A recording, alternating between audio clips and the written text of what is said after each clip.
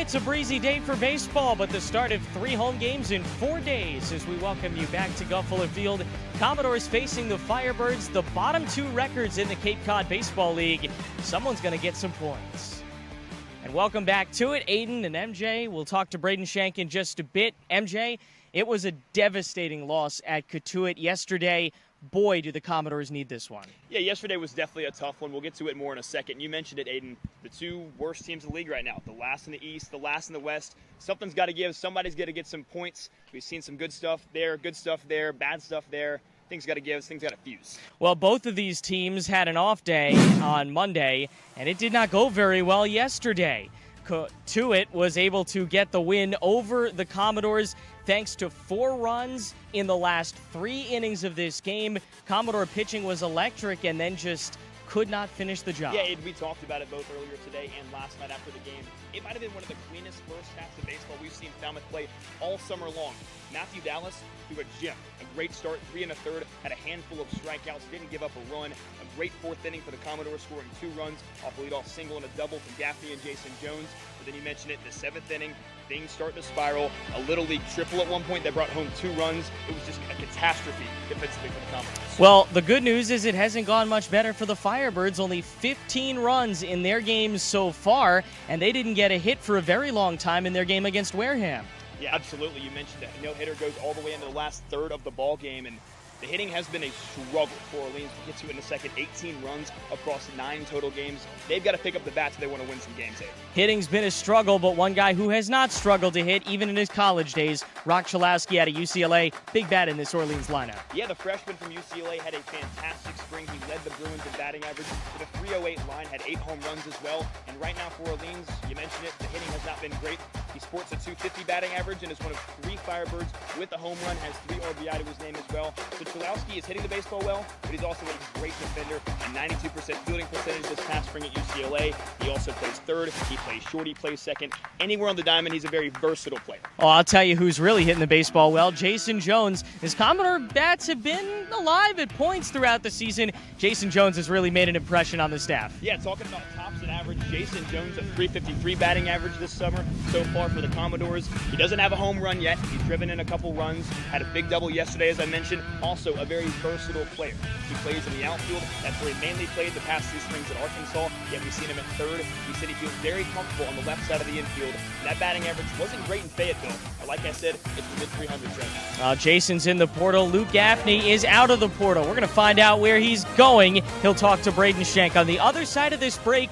Commodores and the Firebirds coming up here from the Gov.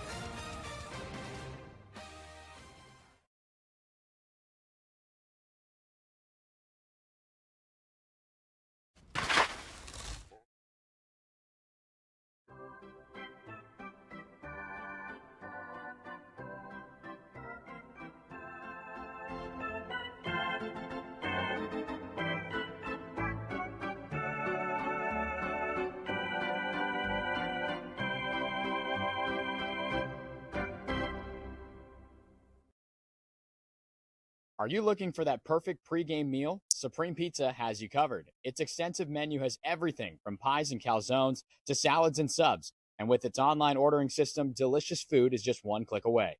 Supreme Pizza is open every day of the week. Order online or stop by their store located at 147 T-Ticket Highway and try a slice today. From all of us at Supreme Pizza, we would like to wish the Falmouth Commodores a great season. Back here at Guv Fuller Field, Braden Shank joined alongside Luke Gaffney, just recently announcing the commitment to Clemson. Kind of what went into that decision? Yeah, I mean, the coaching staff there is great. All I've heard is great things about it, so that was pretty easy there. And then obviously they're a really talented squad, and hopefully I can just join that and get us to Omaha and win a national championship. So that's the goal. And of course, the ACC, a big baseball conference. You looking forward to joining the ACC and the baseball down there? Oh yeah, yes sir, yes sir. I'm looking forward to the competition. It's one of the best leagues in the nation, so I'm looking forward to it, ready to go against those guys. And this summer with Falmouth, you've been tearing it up so far, 12 hits, a team high. What kind of has been your approach at the plate? What's been working for you offensively? Yeah, I mean, honestly, I've been trying a lot, to be honest, at the plate, trying to fill some things out. But realistically, I'm just trying to stay on the fastball. Guys throw pretty hard here all the time, so I've done that, and luckily some balls have fallen, so yes, sir.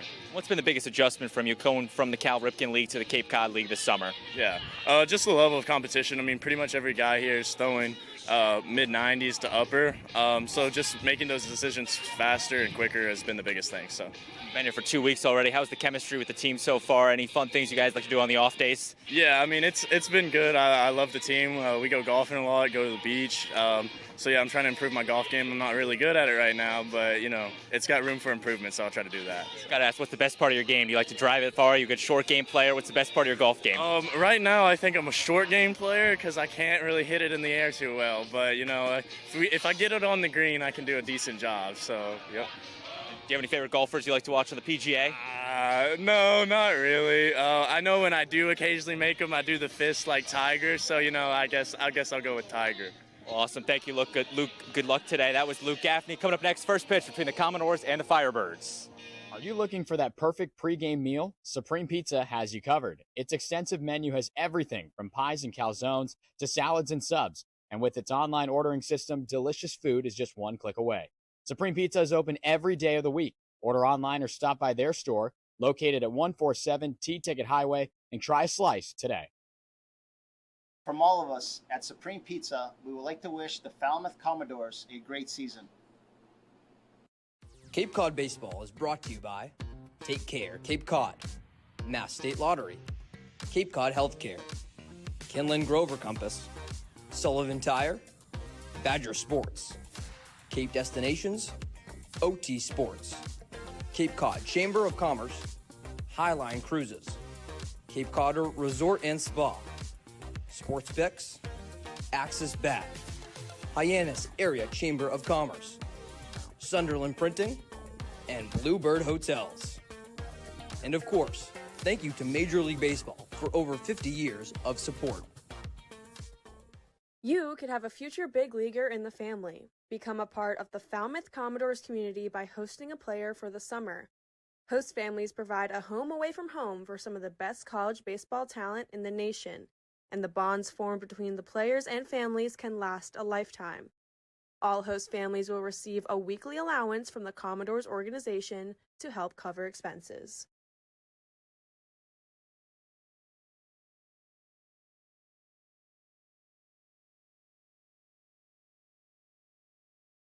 Welcome back to Guv Fuller Field, getting set for baseball here between the Commodores and the Firebirds. It is a foggy night, partner. First fog of the summer. And hopefully someone comes out of it with clear skies ahead. A nice little win. Yeah, and it's the first time that we have seen some fog yet this summer. And, you know, it's the first time that I've seen fog here. And when coming into the Cape Cod League this summer, I've been told that Chatham was the place that had the most fog. But lo and behold, on the other side of the Cape, here we are, some fog in the center field skies. Look inside the Orleans dugout. To my knowledge, they're the only ones in this league that consistently wear those vest uniforms. I kind of like them. I'm a big fan of them as well, too. They wore the white vests at home. They looked really nice with the white hats and the white pants. These, I like is that digital camo? I like the digi camo. It's kind of a throwback. I think that was a thing really when I was younger. It was a huge fad, but I'm a big fan of it.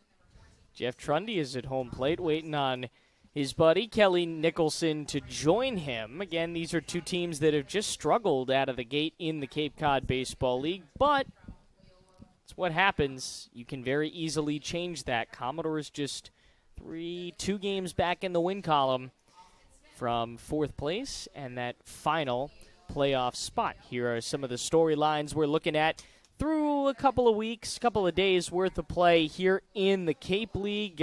First awards of the season, and the Commodores impacted by Team USA. Only one going, potentially 2 there with Gavin Grahovic, and then Zion Rose is down there right now. Yeah, Zion Rose had a fantastic game in his last game on Sunday. He went 3 for 4, nearly missed that cycle, was just lacking a double, I believe, had the home run, the triple, the 2 hardest to get out of the way, but it was really kind of his breakout game, Ed. We had been waiting to see him really hit the baseball hard. We had seen the hard contact, just hadn't seen them fall for base hits, but lo and behold, man, he got a hold of some baseballs and did some damage with the stick. Sources have told me that Team USA will be a topic of conversation on Shift Notes coming up on Sunday. Schiff, of course, has managed in this league, and it's just such a challenging thing to go through, figuring out which guys are going to Team USA, which are going to come back, who you're going to replace them with.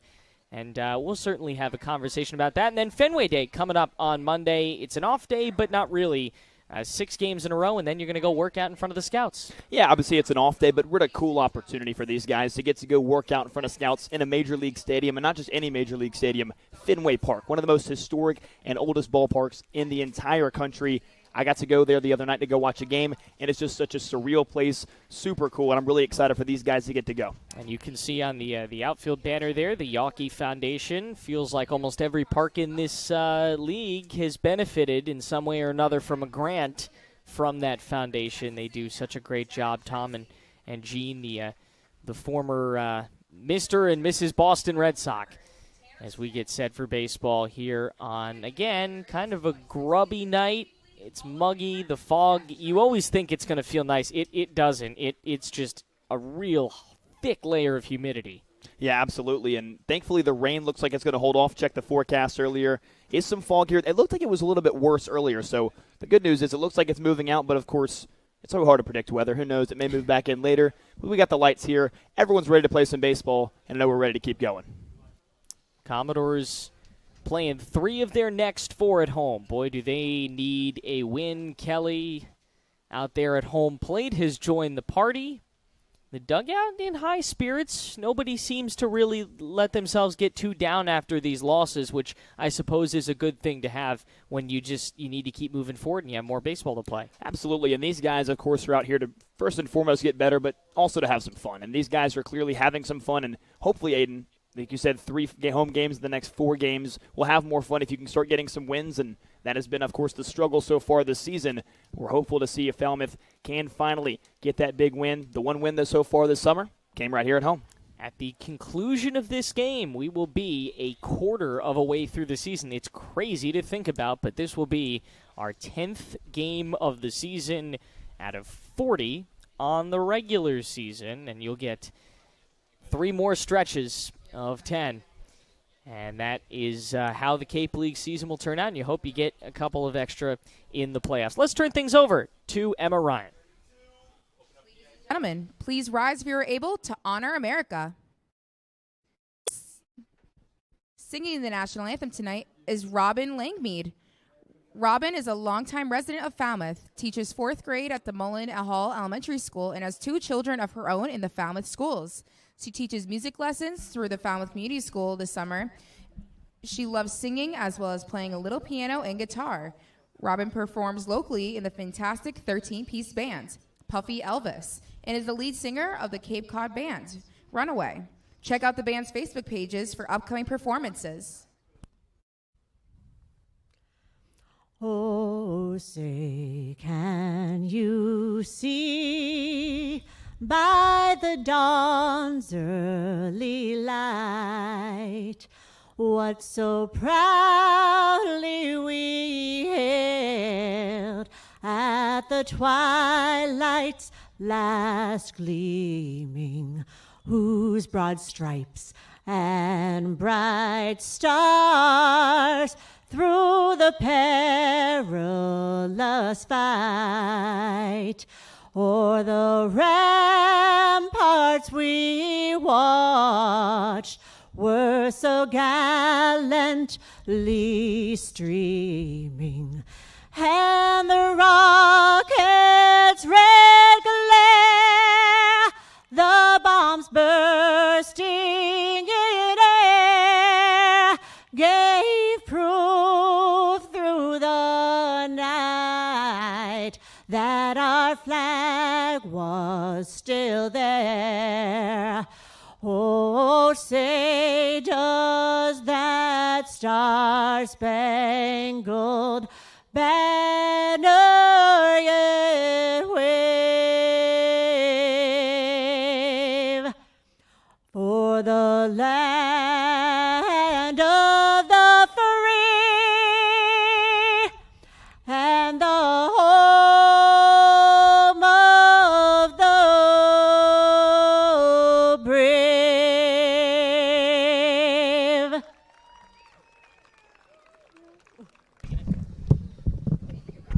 All right, and so it is baseball from Guv Fuller Field. Aiden and MJ excited to be back here at home, and we'll be here 3 of the next 4 nights. The remainder of the schedule this weekend. Tonight, tomorrow, Homeborn is here tomorrow. Then we're at Harwich on Friday. Saturday back here for YD.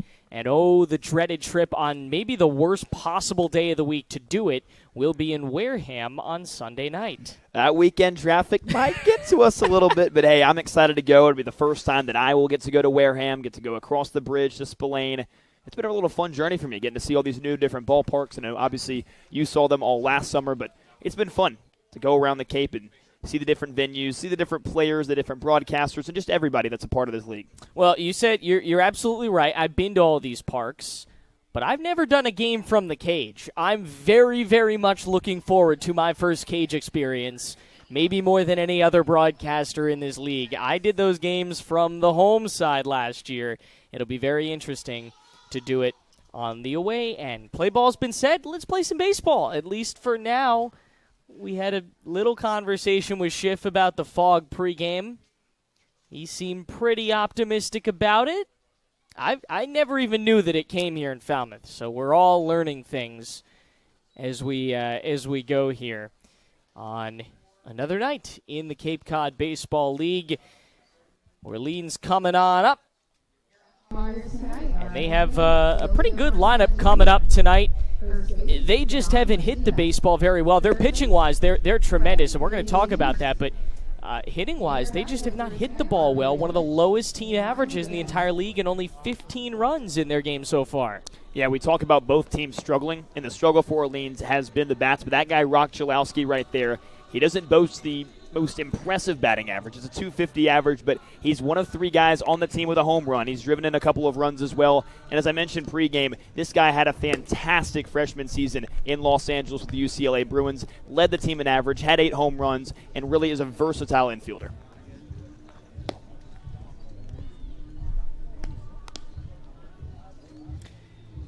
And they will face Tanner Smith, looking to bounce back again. He was on the mound the last time the Commodores won a baseball game, but he didn't really do a lot to help them win the game. He only threw 2 innings, and it was not a good 2 innings. Yeah, and I think we talk about how you look at his numbers there, and we had talked about it before that game. He's not a starter. He pitched 13 times this past spring at Harvard. Only 4 of those games he started, and really didn't go longer than 3 innings. So he only pitched 2 in the last game he pitched, as you mentioned, Tuesday against Brewster. But, hey, that's when the Commodores got the win. Maybe he brings the same luck today. All right, so here comes Mike Mancini. He's going to lead it off out of James Madison. Kelly Nicholson has had a little JMU pipeline going the last few years, and there's strike 1. There really is no better time than right now to be a James Madison Duke. I mean, all across the board, the sports are trending in the right direction. Just off the plate, beautiful university, and I don't know that Braden Shank's going to love us talking about the school that's right next to his. I guess technically rivals, but it is just a gorgeous, gorgeous campus. You saw the score bug pop in there. It's not 10-0 yet. If it were to be, Orleans would become the newest team to score first on the doors. Yesterday, we mentioned it, first time all season that the Commodores scored first in a baseball game. They took a 2-0 lead, couldn't score more than that. Popping out of the glove of today's starting catcher, Carson Bowen. It's a little strange, MJ, because usually you see a true rotation in these games. You know, these catchers have caught so much in college, but, you usually see you get 3 guys as Smith strikes out Mancini to start it off, but you'll see 3 guys, and it'll be a true rotation, and 1 guy gets a day, and they just keep rotating. Carson Bowen has started multiple games in a row here. I suppose that is a big reason of Zion Rose leaving for Team USA, but interesting that Bowen gets another start here behind the plate. Yeah, you wonder if after these 2 games that Bowen has caught, if Henry Cook goes to maybe 3 and then turns it back over to Carson Bowen to finish out the 6-game stretch. And again, you have to remember that you're playing 6 in a row here, and probably even more than that because Fenway Day is not an off day by any stretch, unless maybe you're a pitcher, because they don't really get a lot to do. They're not throwing or anything. They mostly just shag foul balls. But, if you're a player, Carson Bowen is, you're really not getting an off day that day. Here's the 2-0. Swings through it. So Tanner Smith also already off to a strong start here. Gets himself into a 2-1 count with Rock Chalowski, who we talked about in the open. Big-time bat out of UCLA.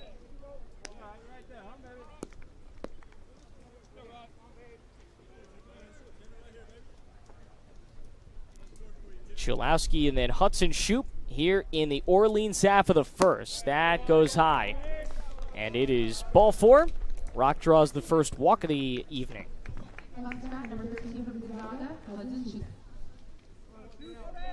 There's that Commodore defensive alignment. We get a look at it there. No real crazy surprises. Jackson Willett's back in the lineup. Lost a hitting streak yesterday. Would like to get one back today. And I think it's exciting, too, for Commodore fans getting to see Oregon State's freshman Trent Caroway for the first time over at the hot corner. Yeah, they had a really good spring up in Corvallis. They're going down to second, and it's thrown into center. Boy, the wind is really whipping early here at the Guv. It's that kind of night, a New England summer evening. It just is muggy and nasty, and you got to somehow play a baseball game in it.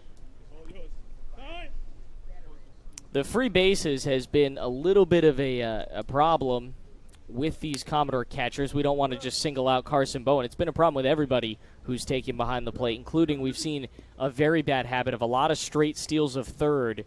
The scouting reports that these opposing teams must be getting are very interesting. And you wonder, too, if obviously this is the 10th game of the season, but it's still early, and there's a lot of development when it comes to chemistry.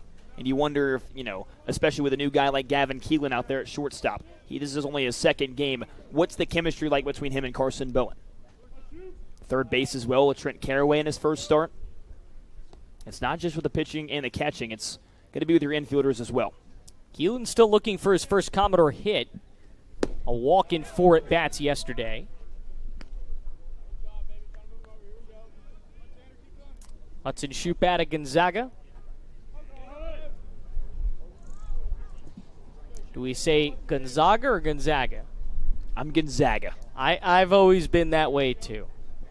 It's the Zags. Oh, they turn and they got him picked off. Wow. Commodores just got gifted a free out there. My goodness. I don't know where Chalowski was headed. Maybe he slipped. We're going to have to get a replay of that because that was just ridiculous, and it's going to hurt Orleans early in this ball game. They were looking for some help. They were a base hit away from scoring first, and then not even a pitch later, they get thrown out. There's a hard foul ball off the bat of the right fielder.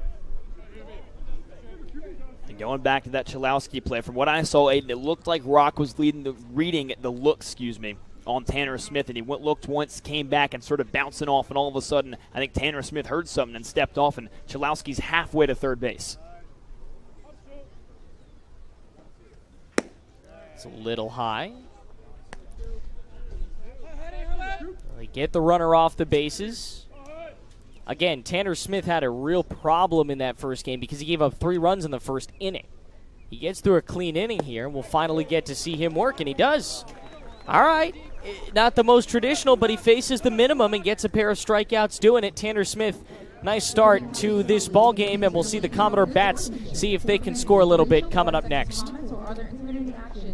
When you need to be seen for a minor illness or injury, Cape Cod Healthcare Urgent Care is here for you with high-quality, full-service walk-in care. ER expertise meets urgent care convenience at our 6 urgent care centers, which are staffed by board-certified ER providers and located Cape-wide from Falmouth to Orleans. Cape Cod Healthcare Urgent Care is open daily and offers a cost-saving option for everything from sprains to stitches, with timely treatment in under an hour for most patients. View online wait times at capecodhealth.org/urgent care. Cape Cod Healthcare Urgent Care. Minor emergencies, major attention.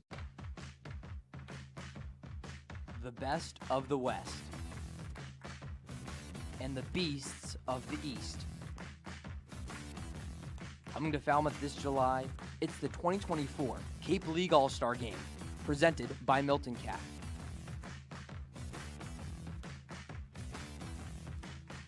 Come see the stars of tomorrow shine tonight with tickets on sale now at capecodleague.com.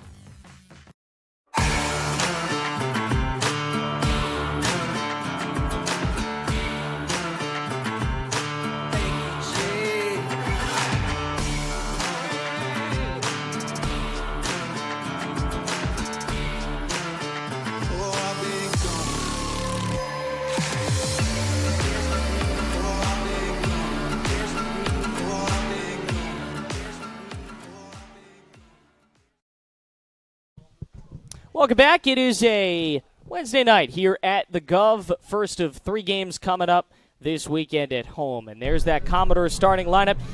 MJ, it wasn't a bad offensive day yesterday. Just runners were reaching, just couldn't get moved up. And that's just something they're going to have to do a little bit more of today. And you'll notice Trent Caroway in that lineup for the first time. Yeah, you hinted at the 4th inning, which was really good. And like I said, I'm excited to see Trent Caroway get his first crack at the Cape League this summer. But a guy that really stood out yesterday was Jason Jones. Of course, Luke Gaffney had 2 hits, but Jones had the 1 extra base hit. He has been swinging the stick really well for the Commodores this summer. Evan Truitt is a returning Orleans Firebird. And the first batter he faces is Jackson Willits, who's looking to get back up on that high horse hitting streak-wise. Truitt was 1-1 last year with a 4.60 ERA, 8 starts, 9 games. And, of course, you know, the records are always misleading because in this league you almost never get starters going 5 innings. And so, you know, that, of course, is generally the minimum in order to get a decision in a ball game or get a win at least. So you always have that kind of problem. Here's 1 ball and 2 strikes. You get a look at his numbers in the spring. They were reasonable. 3.80 ERA, 4-3 at Charleston Southern. The Buccaneer had a pretty good season for himself. Yeah, and it's interesting with Truitt, too. You usually see guys, as they progress throughout their career, go from bullpen to starter. He's done it flip-flop. He went from a starter to a bullpen guy during his 3 years at Charleston Southern. Up into right center field, and this may be extra bases. Willits wants second. No, he's going to hold on at first. Well, single or double, that was a pretty darn good piece of hitting, and he starts himself a new hit streak. And that has been the name of the game for Jackson Willits this summer. There has not been a whole lot of loud contact. There's not been a whole lot of balls in the gaps, not a lot of extra base hits. A lot of baseballs just right back up the middle. And if you do that every single time, I can promise you, your head skipper is going to be a happy man. All right, so Willits is on. And now here's Keelan.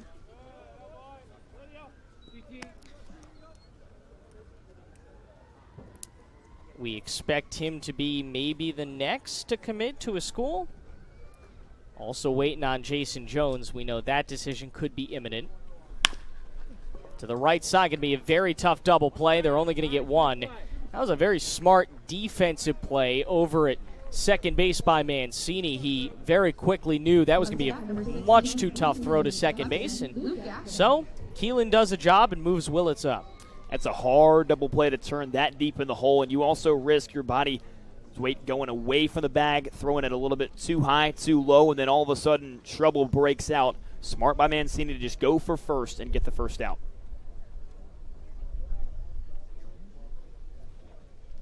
Gaffney, the first baseman, hitting from his right side. His low stance, his first at bat as a member of the Clemson Tigers. It's going to be some kind of lineup coming into Clemson next year. That, Gaffney, Cam Canarella, that team was pretty darn good this year. I like them as an early pick to be in the Final 8 and get to Omaha next year. And they're not even done with the portal. Plenty of time left there. We saw, speaking of portal news, of course, the departure of Texas A&M's head coach to Texas, a mass exodus from College Station into the transfer portal today. Yeah, that was ridiculous, including a guy that we hope is coming, Gavin Grahovic, a guy that came here last year, and Jace Lavalette.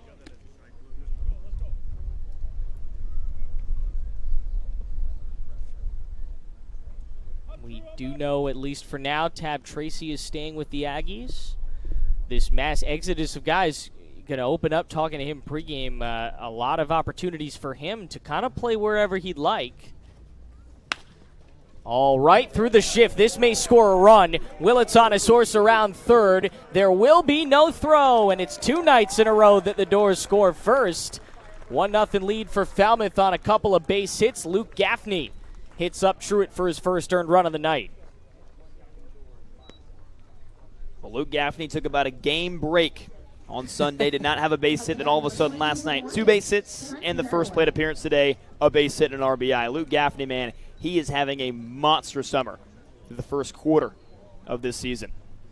Well, this is a very good start because, again, Orleans came in with one of the lowest ERAs in all of the Cape Cod Baseball League as a team. The scouting report on this team was basically, if you can hit them, you're going to win the game because they're not going to score many runs. If you can hit their pitchers, and so far the Commodores have, you're going to have yourself a fun night.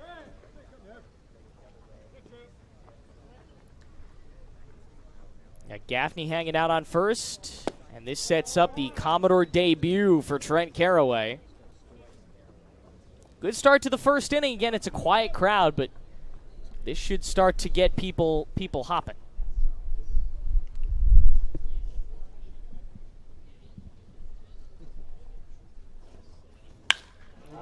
This might be a heck of a debut out to left center field, and it's over the fence. How about that? Welcome to Falmouth, Trent Caroway. It's 3-0 Doors off the bat of the newest member of the team. The Beaver goes yard. And the Commodores have a trifecta in their opening half inning. It was pretty hit hard, too. 104 miles an hour. Maybe the hardest hit ball that's left the yard here this season. And how can you not smile? A little young blood, a little new blood into this lineup. He just finished his freshman season. He's hitting like a seasoned pro. And Evan Truitt into an early hole here. As the lineup keeps going now with Jason Jones, not an easy out by any stretch either. Well, Aiden, we've talked so much about the transition between the metal bats and the wood bats, and I guess Trent Caroway has been hit with a wood bat for a while because there was no problem on that swing. Jones, right side. Oh, what a stop at second base. Well, I'll tell you, Mancini's had his work cut out for him on that right side. He has had to cover a lot of ground with these Commodore bats. That could have very easily been a single in a different situation. Jones is set down for the second out of the inning.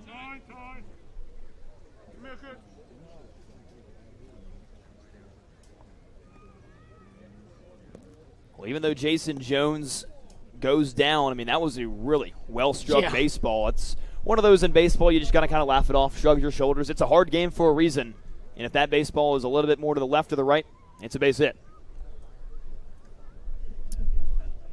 Trent Caroway, how about that? A homer in his first at bat. Tough play down the right side of the field, and that'll do it. But hey, the Doors have come home in a big fashion. Trent Caroway welcoming himself to the new club with a 2-run homer, and the Doors lead 3-0 as we finish a frame here in Falmouth. When you need to be seen for a minor illness or injury, Cape Cod Healthcare Urgent Care is here for you with high-quality, full-service walk-in care. ER expertise meets urgent care convenience at our 6 urgent care centers, which are staffed by board-certified ER providers and located Cape-wide from Falmouth to Orleans. Cape Cod Healthcare Urgent Care is open daily and offers a cost-saving option for everything from sprains to stitches, with timely treatment in under an hour for most patients. View online wait times at capecodhealth.org/urgent care. Cape Cod Healthcare Urgent Care. Minor emergencies, major attention. The best of the West and the beasts of the East. Coming to Falmouth this July, it's the 2024 Cape League All-Star Game, presented by Milton Cat.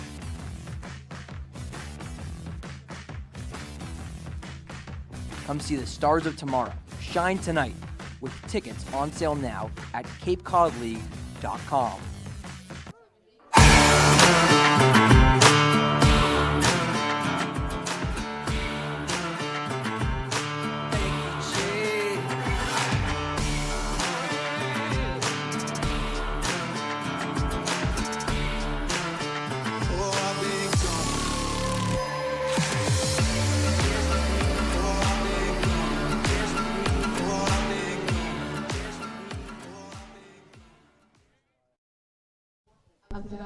Welcome back here at Guv Fuller Field. Couple of Cape League legends in opposing dugouts. Jeff Trundy's club has struggled, but in classic Jeff Trundy fashion, he's starting to turn them around already. And we'll talk about Kelly Nicholson next inning. Leadoff hitter for him, Hadim Jow. Center fielder.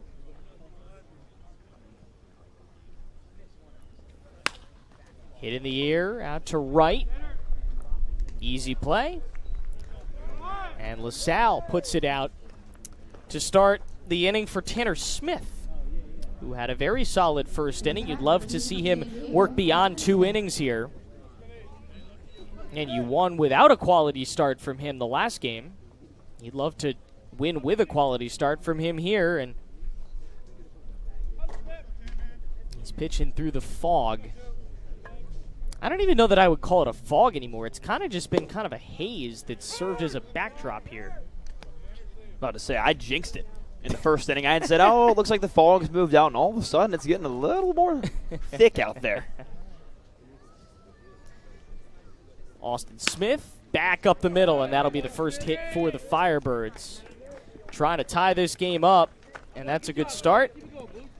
That was a really solid piece of hitting. Just went right back where it came from. That's the best kind of hit to have outside of a home run or extra base hit. I mean, there is nothing that feels better as a baseball player than getting one well off the barrel right back where it came from. That's what all the coaches are going to teach you to. You want to see line drives to the back of the net in the cage. So here's Daniel Bucciero. He is the brother of Matt. Over to short. There's one.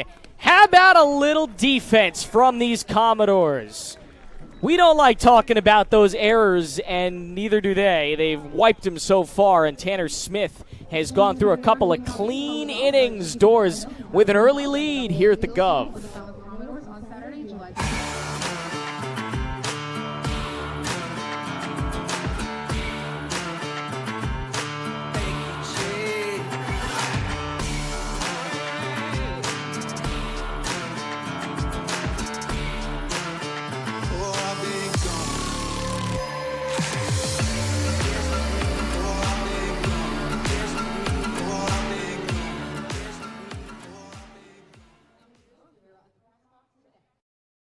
Hi, my name is Matt Burgess, General Manager here at Falmouth Country Club.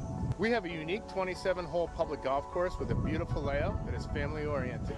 Kids play free here at Falmouth Country Club. Getting on the course is quick and easy with our app. You can book tee times, get yardages with GPS, use our interactive scorecard, track your stats, and receive exclusive in-app offers. Falmouth Country Club is a true Cape Cod classic and a local family favorite. See you on the course. Calling all Falmouth Commodore fans. The Doors are back in town and gearing up for another thrilling summer on the Cape. Now, it's time for the Falmouth faithful to gear up. Kick off the season in style and take a trip to the Merch Shack, located behind home plate at Guv Fuller Field. We're open all home games during Thursday morning Commodores clinics and at select pop-up shops. Come shop and meet the 2024 game day interns. We hope to see you soon. We'd love to see you soon at Guv Fuller Field, especially when the Commodores are playing baseball like this. Kelly Nicholson, we mentioned, we talk about him here. He is the 6th most winning manager, 7th most wins all time in the league. 4-time manager of the year, got his team an East Division title last year, first in a while for them. Still seeking a Cape League title. His team certainly has the arms this year, MJ. They're just working on the bats. We were talking in the break. I couldn't even remember the last time this Commodore team turned a double play. Feels like it has been a little while, Aiden. We had talked about it, too, on the Open. The errors have been a big issue for Falmouth after that last stretch of 4 games, and even yesterday. I mean, you had 3 errors in 1 inning. So it was really good to see them find the chemistry, just a tailor-made double play right to Keelan, to Willits, to Gaffney.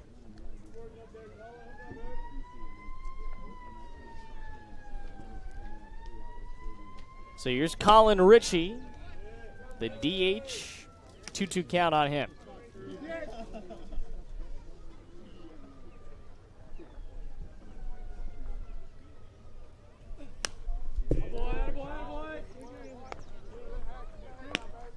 Ritchie has really struggled at the plate. But it seems like tonight the vibes have changed. And in this league, they can kind of just do that randomly. And you're playing almost every night. This is a strike to center, but it's right at the center fielder, Jow, and that's the first out of the inning. That was a great piece of hitting. Couldn't quite find it. We just met Jow.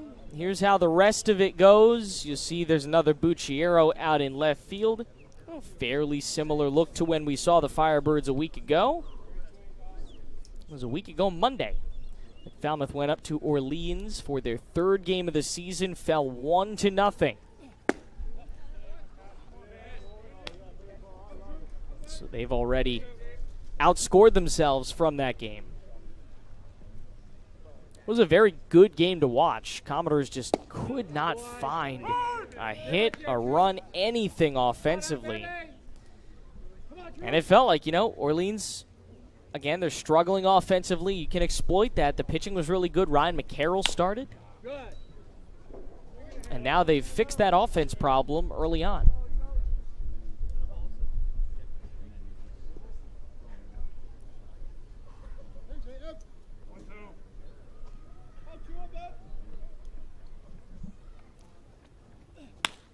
Carson Bowen pokes it right side. Mancini has been a brick wall at second base.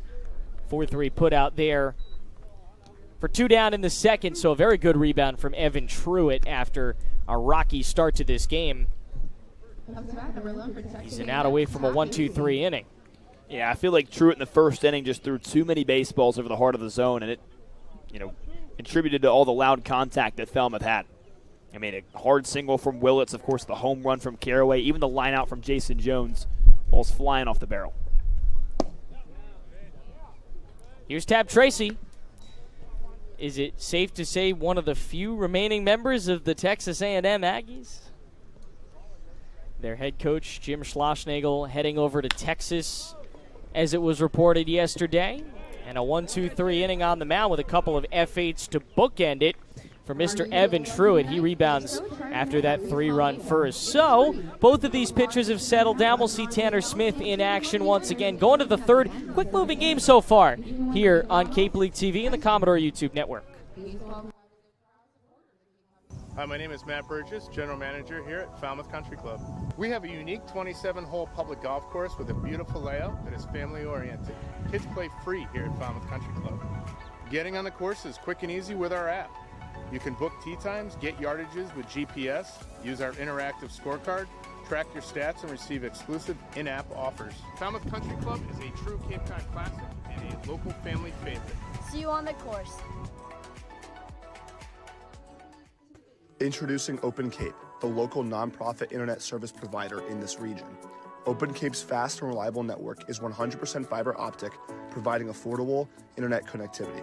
To learn more, visit opencape.org and always speak with a live Open Cape representative. Open Cape, providing choice and competition for your home or business and the official internet provider of your Falmouth Commodores. We are Open Cape.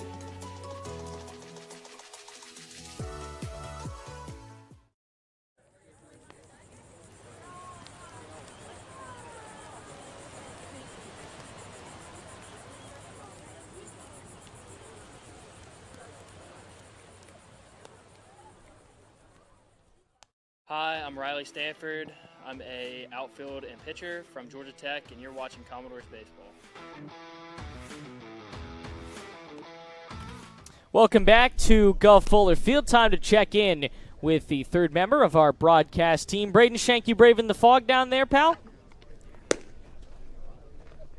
Like summer weather in Falmouth, but it's also the off-season, guys, for football. And what a lot of people don't know is there's a deep football tradition right here at Guv Fuller Field. Until 2019, the Falmouth High School Clippers played their home games at Guv Fuller Field. Again, I know it's a little crazy, but they would situate the field in a way that it basically took up the entirety of right field. One goalpost was situated out by the playground behind the right field fence, and the other goalpost directly where the second baseman would play. So it kind of had that Oakland Coliseum vibe with the infield dirt being in the field of play for football. Now, there's still a lot of, I guess you can call them landmarks that have been preserved of the football field. These include the bleachers down the right field line that extend well beyond the outfield fence, the snack shack, which is built on essentially the old football press box, and even the sites of the old football scoreboard deep into the distance in right fields. And you can't forget about the Falmouth Clippers logo that overlooks the field out in right field. So again, as it's been transitioned to a baseball field with recent renovations over the last couple of years, there's still a deep history when it comes to Falmouth High School and football here at Guv Fuller Field. And Aiden, I know me and you know very well Spillane Field in Wareham, another field in the Cape League that has a deep football tradition with a goalpost actually in play in Wareham. Yeah, I was thinking when you said Oakland Coliseum vibe, that's generally what people think because it's so empty in those outfield bleachers. I hope Falmouth is a little nicer than that. Yeah, it definitely is, Aiden. Again, I mean, they took the goalpost out in about 2020, even though it was behind the right field fence. But you look at that field in Wareham, if you tried to track down a foul ball in foul territory, you could run into that goalpost. It is directly in the field of play. Oh, no. Is that where you'll be on Sunday in Wareham, Braden? Hawking foul balls like Zach Campbell style? Hey, who knows? You never know. Maybe, kick a field goal or two while I'm out there. Oh, man. All right, Braden. Well, thank you very much. We'll get you out of the fog there, pal. Hey, we got to have the meteorologist on the crew at some point. What is it down there? Is it? We were down there pregame. Is it still very sticky and humid feeling? It is a little bit. I would say the best way to describe it, kind of like a horror movie in a way. Just all this fog. You don't really know what is going to come next necessarily, but the fog is definitely thickening down here on the field. All right. Well, I guess 3-0 Commodore lead is a horror movie per Braden Shank. I don't know that a lot of Commodore fans would agree with that, but okay. Hey, it still doesn't match some of the sites that Chatham has had in recent years where they've actually had to fog out games and postpone them later in the season, but That's definitely right. an oddity when it comes to weather here today. And it was a big reason why some of these off days this year are mandatory. They want to make sure for the safety of everybody that nobody ends up playing 15, 16 days in a row. Lorenzo Miola walked to start things off. That's the second issued by Tanner Smith today. Appreciate Braden checking in with us. Always good to learn about the history of this wonderful field. The fog right now is mostly set in the outfield. It is not moved in at all. It almost kind of provides a nice little backdrop, if you will, a little bit better batter's eye. You'd have to ask some of these hitters. It's Eddie Yaman, the first baseman. That's going to the backstop, and it hit him. Clips Eddie Yaman, and Tanner Smith gives up a couple of free passes to start the inning. This is not what you wanted to see. MJ, his first time seeing the third inning in a Cape League game this year. You'd like to see him get another double play ball like he did earlier. Get something on the ground, get it out. Let's see.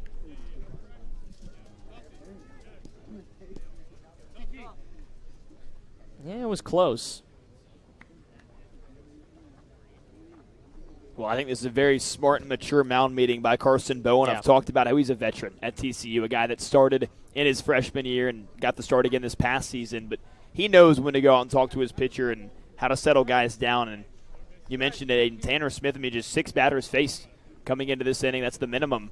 And now all of a sudden gives up 2 walks, and you don't want to let his confidence get too rattled because he's been so good. And Carson Bowen, I'm sure, is telling him, hey, look, man, you're good. You know what you can do, and you just already done it. Just keep replicating it and give our defense a chance. So he's going to face Colin Tuft. I'm sure the thought was, hey, let's get this out because you're about to turn the lineup over.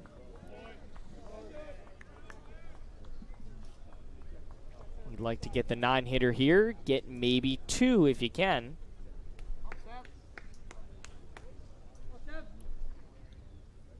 Two runners on.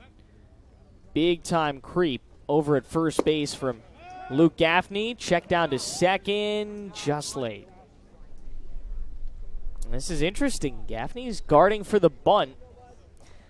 I don't hate that move by Kelly Nicholson. Your team has certainly struggled, one of the worst batting averages in the Cape League. Your team has struggled to hit the baseball.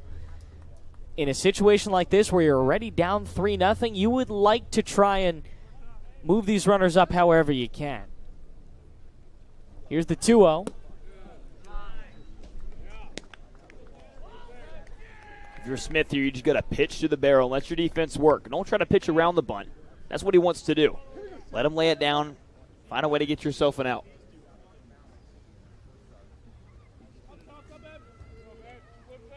Need a strike here on 3-0. Creep in from Gaffney, and it is low for ball 4. Well, Tuft earns the 3rd free pass of the inning, and now a walk, a hit by pitch, and another walk have loaded the bases for Mike Mancini. This is going to be a little bit of an issue, and it requires a mound visit. No action in the Commodore bullpen yet. There is now.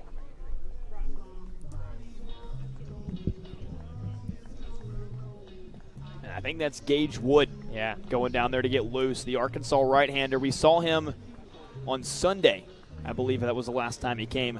I have to fact-check you on that, but Wood has pitched well so far for Falmouth this summer. I think, again, you probably didn't expect Smith to go very long. You'd like to get him through a little bit more of this game, but you did not expect him to go 5 innings or anything, so this is not a totally unpredictable outcome. Mancini is 0 for 1 with a strikeout in his first appearance. And location has been a little bit of an issue there with Smith. 35 pitches, only 14 of them for strikes. You do not like to see that. You'd like a lot less missing the zone, especially after he started this game so strong with a pair of strikeouts in his first inning of work.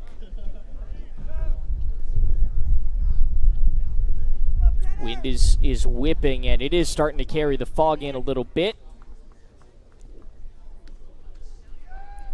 Again, it is the umpire's call once first pitch is thrown. And it is the same rules that we observed last night with the calling a game on account of darkness, in that you revert back to the score of the last completed inning. 1-0.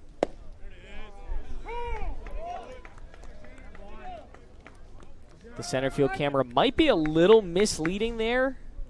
That's a little bit better picture. I think our high home is probably the most accurate in terms of capturing where the fog is right now. Yeah, you can kind of see it is starting to make its way in. It was sitting for a while. And we'll have to talk with John Schiffner if the situation warrants it. He is the self-proclaimed fog expert here in the Cape League. But he always likes to say, it's so unpredictable because you have this fog and it can very quickly come in, and then you just are waiting to see if it sits or if it's going to get blown out by the wind. And you never know. It's very unpredictable.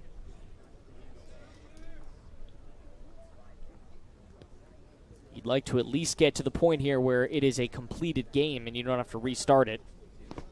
Big swing and a miss. Smith has bounced back nicely. How about a strikeout there? Second of the day on Mancini. And he gets his first out of the inning. Well, that is a huge strikeout there, Aiden, because now, even with the bases loaded, you've got an out, and all you need is a ground ball double play to save every run and get your guys back in the dugout.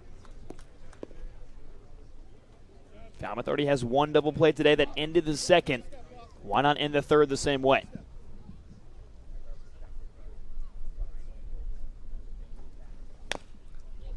Little tapper foul.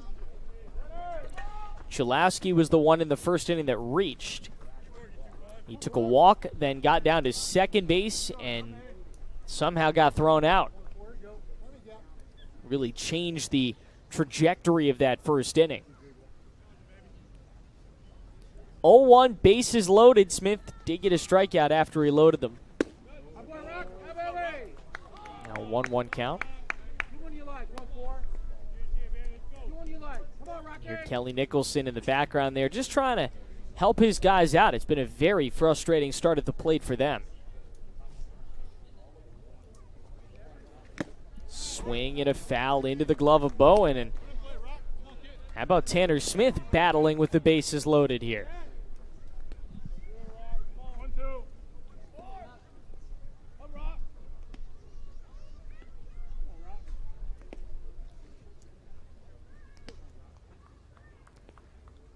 Two-strike offering. Can't quite get the call from our home plate umpire, Silvio Martinez Jr. Longtime Cape League umpire. Now 2-2 coming up with the bases loaded. Right side, they're coming home. That was the perfect play. And suddenly you're 2 outs in the inning. How quickly did that change on Tanner Smith? Scored a fielder's choice to put on Chalowski. Miola's out at the plate. Everybody else, Yaman and Tuff, both go up 90 feet. So bases do remain loaded, but man, you got a perfectly played ball there. That was a great heads-up play by Tanner Smith. He knew what he was doing with it if it came to him, and lo and behold, it did. Nice job by Carson Bowen, too, to let him know. Tonight, a big East versus West day. 4 games, 2 teams have the day off. Everybody else has cycled through their off day Monday to Wednesday. Catuit leads YD 7-1 top of the 6th at Red Wilson, and Wareham leads Harwich 4-2 mid-3. They're looking to win 5 in a row, the Gatemen are. They beat Orleans last night. We talked about it in the open for a while there. They were throwing a no-hitter. Ryan Smythe has turned that club around drastically. Remember, they were last in the league last season. Only won 15 games out of 44. Well, you mentioned Wareham going for 5 straight. How about Catuit going for 6? Yeah. Cavaliers are playing some really good baseball right now, as they did to begin last summer.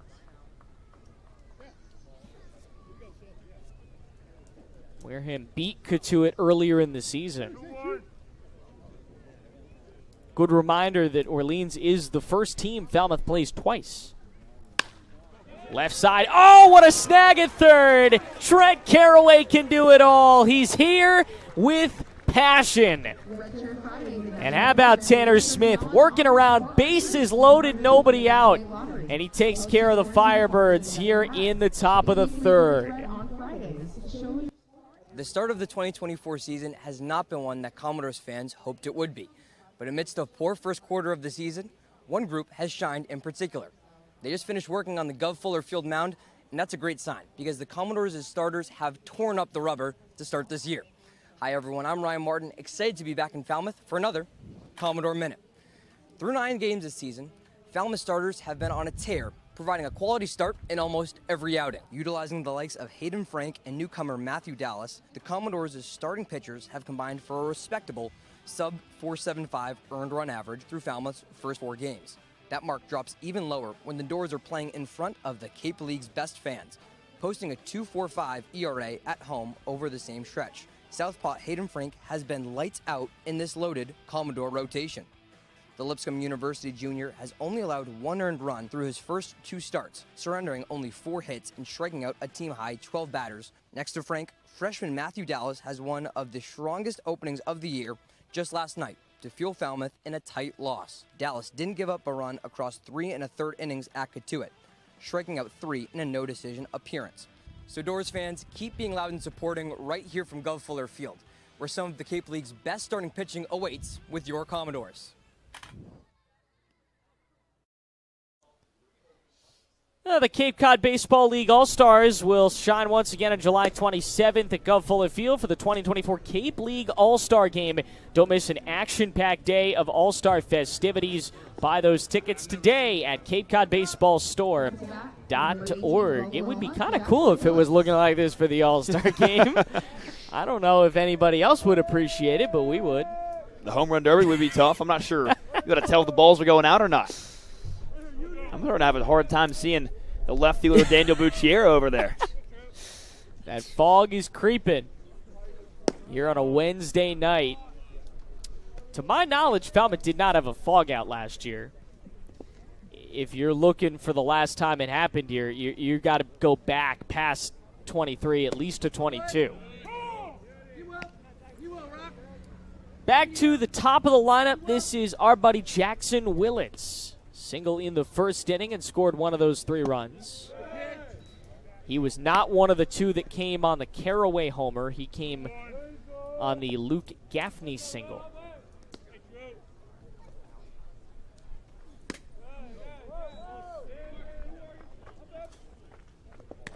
After that first inning, good settle down from Evan Truitt, who has retired 5 doors in a row. He'd like to keep that streak going here, but this is one of the toughest outs in the lineup. And that would be why. Great patience at the plate. Willits works a leadoff walk. It's really impressive how Willits at a young age, just finished his freshman season, has come in to the Cape League and really just dominated at the plate. I mean, north of a 300 average. You just talked about it, Aiden. The plate discipline that he has is really just incredible. Doors left 6 runners on base yesterday. Through 2 innings, they haven't left 1. Here's Gavin Keelan still waiting on his first hit as a door. He's had some pretty well-hit balls, just hasn't quite found a way to get on base through them. He did have a walk to lead off yesterday, which was his first Falmouth start. Playing the corner infield in a little bit.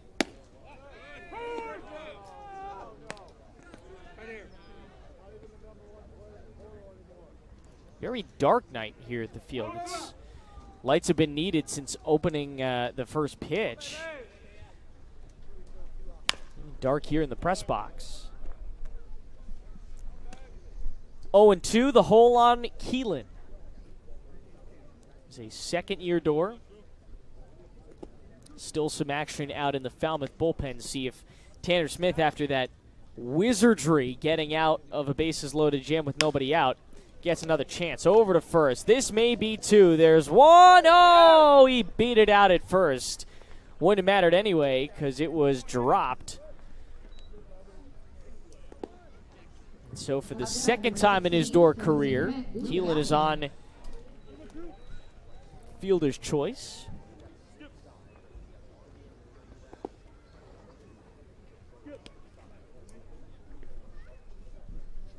And just some good hustle there from Gavin Keelan. You see him put his head down and turn the burners on. That's hard to do a lot of times when you know, man, easy double play ball, but give him credit for busting it down the line.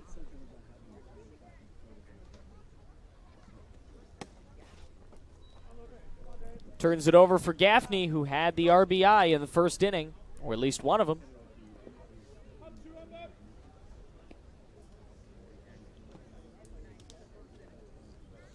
Just committed out of the transfer portal from Purdue. Coming into Clemson, though it looks like he's still wearing his Purdue hat, his Purdue helmet. He was down there for a photo shoot, per his Instagram. But I guess they haven't given him all the gear yet. So still repping his school from this past spring, where he earned Big Ten Freshman of the Year honors. It's tough to see it through the fog, but Aiden, you'll get a look at it if he turns up here. He's taken the Purdue P off that helmet. Ah. His allegiance is fully with Clemson now, as it should be. That's his new home. Coming back here, 2-1. Doors get another crack at Bourne tomorrow. A lot of East Division battle early in this season, including tonight, but West Division coming in. You have 3 against Bourne at home. You lost the first of them. You'd really like to win one tomorrow. This could be a very tough play. Gaffney beating it down the line, and he beat it out. Oh, the hustle from the new Tiger. 2 runners getting aboard here for the Doors. They are in business with 1 out in the 3rd. All of a sudden, 2 at-bats, another 2-hit day for Luke Gaffney. Back-to-back games with 2 base knocks, and man, is he seeing the baseball well. You look at him, he is not, superhuman speed. He's fast, but he's not crazy, faster than normal or anything. But man, the hustle that he shows every single time, no matter where the ball is. Here's Trent Caroway. Now, dare I compare his swing, at least a little bit, to that of Travis Bazzana. He kind of, you look at the bat, it's very, very similar, maybe a little bit higher stance. Bazzana got a lot lower. Obviously, both Oregon State products. We'll have to see. Maybe he learned a little bit of that from Bazzana, but the bat goes well back. And here's a conversation on the mound with Evan Truitt and the catcher Colin Tuft. I mean, if the stance is going to bring you success, I would hit like Travis Bazzana. Clearly it has. Absolutely. I mean, my man Travis Bazzana not only had a great college career, he also had a great career with Falmouth. I mean, he was the Cape Cod Baseball League MVP last summer. He's going to be a top 5 pick in this summer's Major League Baseball draft. Dude knows what he's doing at the plate.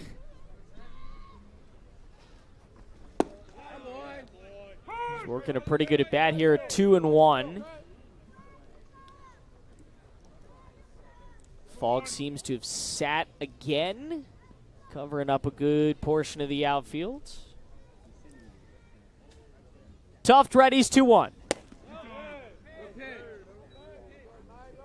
Great at bat worked here by Caroway. His second as a Commodore. His first resulting in a 2-run homer.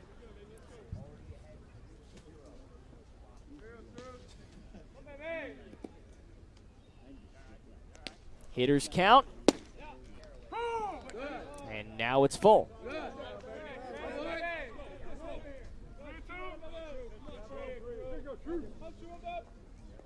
It's a big pitch for Truitt here. Would give him a whole lot of confidence if he can get Caroway out. Big freshman season for Trent out in the land of the Beavs. Looking for a big summer here. Bounces for 1. They're not going to get 2. So he does move the runner up to third base. That's Keelan. Going to get Gaffney off the bases. And now Jason Jones looks to earn himself a hit. Tough handing out signals. Doesn't seem like Kelly Nicholson agrees.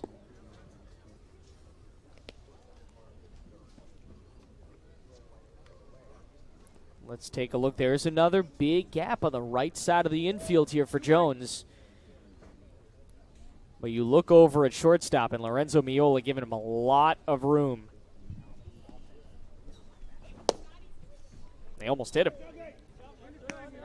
He has to jackknife out of it.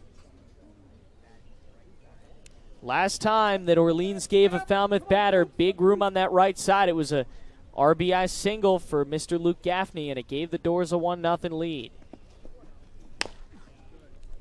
Hard chopper left side.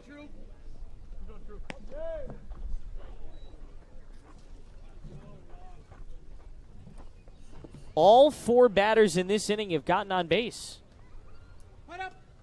2 of them taken off by a fielder's choice. Here's the 1-1 pitch on its way in the fog. And Jones has himself an RBI. Big knock.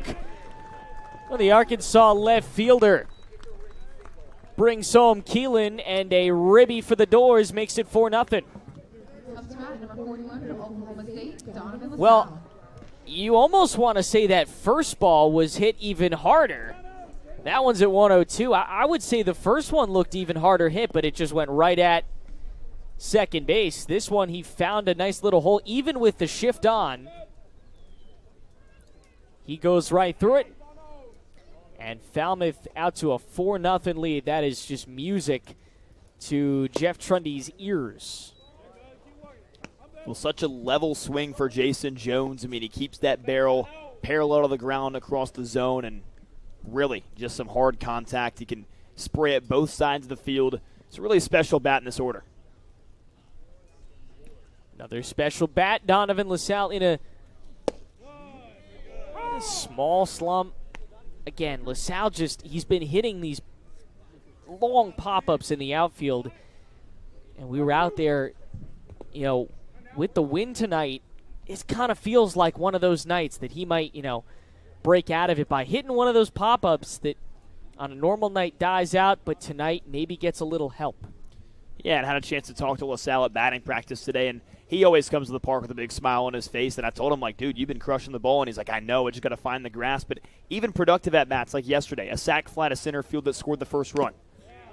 It hasn't been, the biggest few games numbers-wise for LaSalle, but he has still contributed at the plate in a positive way. He brings a big presence to the right-handed batter's box. He's got a home run this summer. Just a really smooth swing from the outfielder.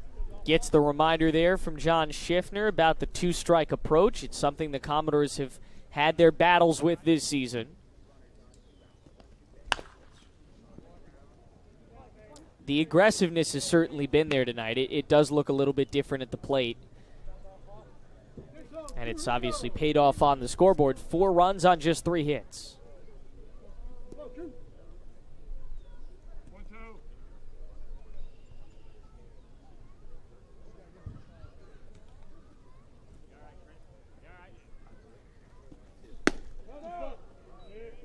Truitt, another long inning. All 5 Commodores in this inning have reached. 2 hits, a walk, and 2 fielder's choice.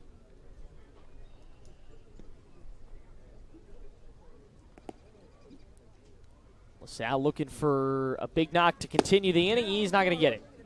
Swings right through it, and Truitt gets out of the inning, but the Doors come back, and a nice little base hit from Jason Jones, bringing home Gavin Keelan. Doors up 4 here on Cape League TV and the Commodores YouTube channel.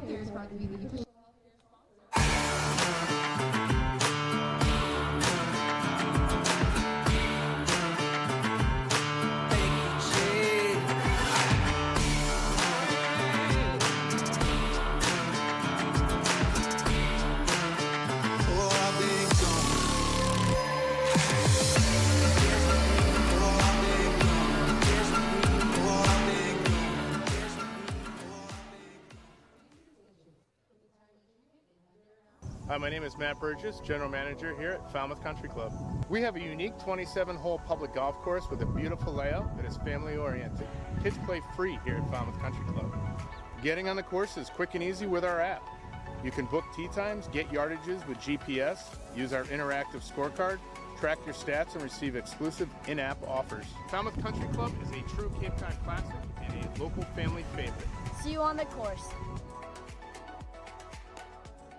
Calling all Falmouth Commodore fans. The Doors are back in town and gearing up for another thrilling summer on the Cape. Now, it's time for the Falmouth faithful to gear up. Kick off the season in style and take a trip to the Merch Shack, located behind home plate at Guv Fuller Field. We're open all home games during Thursday morning Commodores clinics and at select pop-up shops.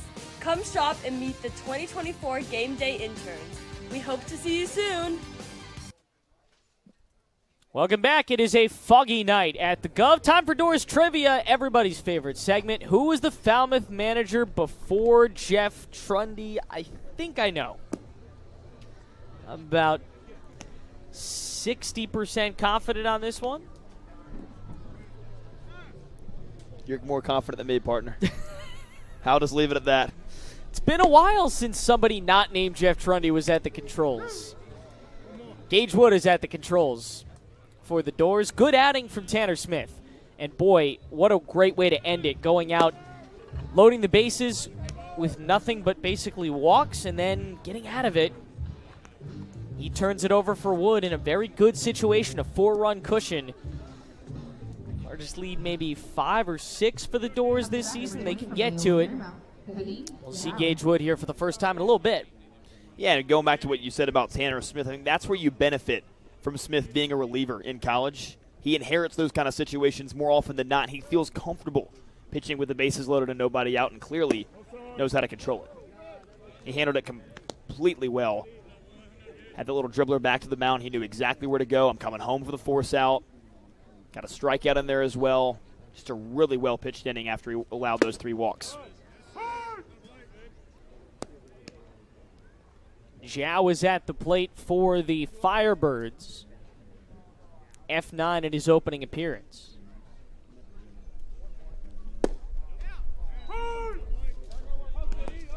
Heart of the order here, 4-5-6, Zhao, Smith, Bucciero.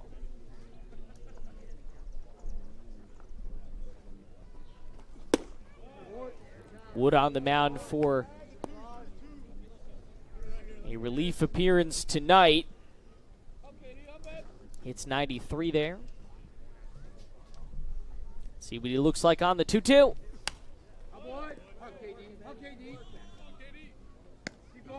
Reasonable numbers from Gage Wood this summer. You just are not going to be able to use him for very long because, again, only 4 innings over 2 games. He's not really built to go longer than an inning or 2. But you'll take that. Big strikeout of Zhao. It gets up to 95 on the gun. And the center fielder set down for the second time today. That's the scouting report on Gage Wood. High heat, and he can locate the fastball really well. Just a very hard fastball on the outside. Tough for Zhao to catch up with it. Austin Smith is the only one in this order to have a hit. Single back in the second.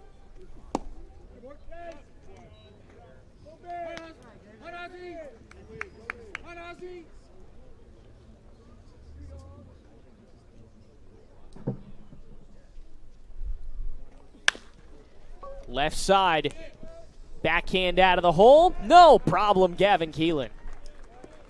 We had a great conversation yesterday, MJ, about his defense and how he did not have an error in college, yet had 10 when he was here last season. He's really cleaned it up and looked strong defensively through 2 games or so at shortstop. Dan Bucciero, the hitter, takes a strike.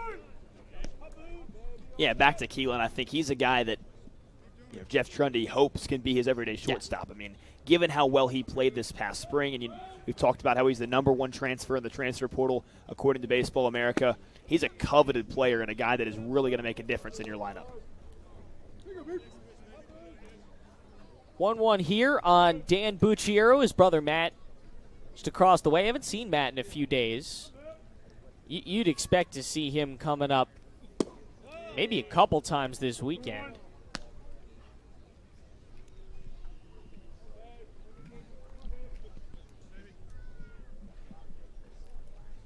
They did play against each other the first time, these two met. Big swing and a miss, 2-2.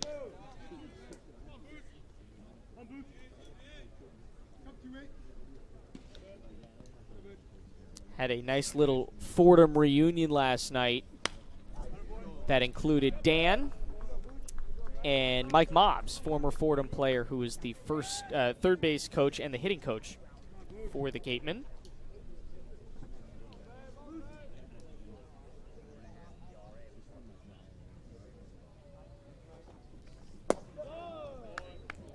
Now a full count coming. He hasn't missed a start in his career at Fordham. 106 starts. Man. Ridiculous. All-conference second team this spring, hitting .310. And he draws a walk. So the other Booch earns himself a walk with 2 outs here in the fourth. 2-out walks, not really something you like to see out of your pitching staff, but Gage Wood has a chance to recalibrate here. Lorenzo Miola, who earned himself a walk last inning.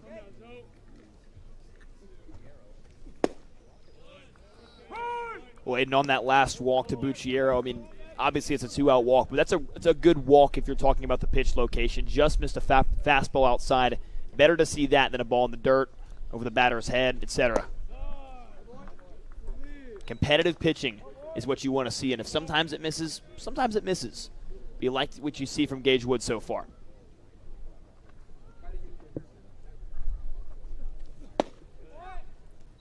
That fog just keeps on rolling in, and I will say I was very skeptical, seeing it in batting practice. Now I'm a little less skeptical with the way that it's covered in the outfield, see if it sits at all.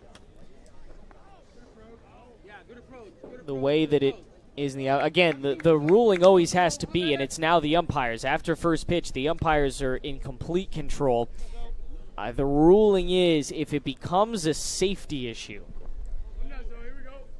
a situation where the outfielders, even the infielders, can't see the baseball, it is a safety issue, and you do have to call the game. You don't really have much of a choice. And Aiden, you think about that rule a little bit, and it's kind of a little open to interpretation there that how can you not see the ball? You don't know until the ball's hit to the fielder, and you can't make a play on it necessarily until you can make that judgment. Oh, we had one of those, Braden. Remember that last year.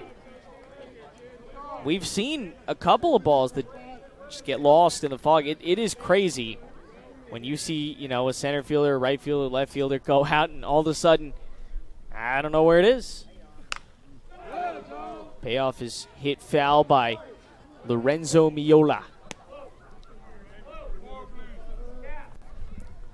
Braden, any updates from down there? Does it look like it's gotten worse or better? I mean, it's kind of stayed the same, although it's cool when you're on the field there. You can actually see the gusts of the fog kind of come in, kind of pointing out towards center field in a way, but they remain neutral for the last inning or so. Well, if they're going out, I would assume that's pretty good, right? You would prefer that it go in that direction as opposed to coming in, right? Yeah, and I mean, even these last couple fly balls foul, you can kind of see them, so it's not necessarily a visibility issue quite in the infield. And I mean, that's a good thing for the players. It's not settling on the field. It's kind of passing by, moving out towards right field, and just continuously moving. All right. Well, keep us updated, Braden. Don't let that fog get you. Big strikeout from Gage Wood, who faces 4 in the inning and sets down 3. 2 of them through a strikeout, and another inning without a hit. 1 runner left for the Firebirds. Commodores are rolling. Mid-4 here at the Guv. All backfire happiness guaranteed. Visit your convenient location.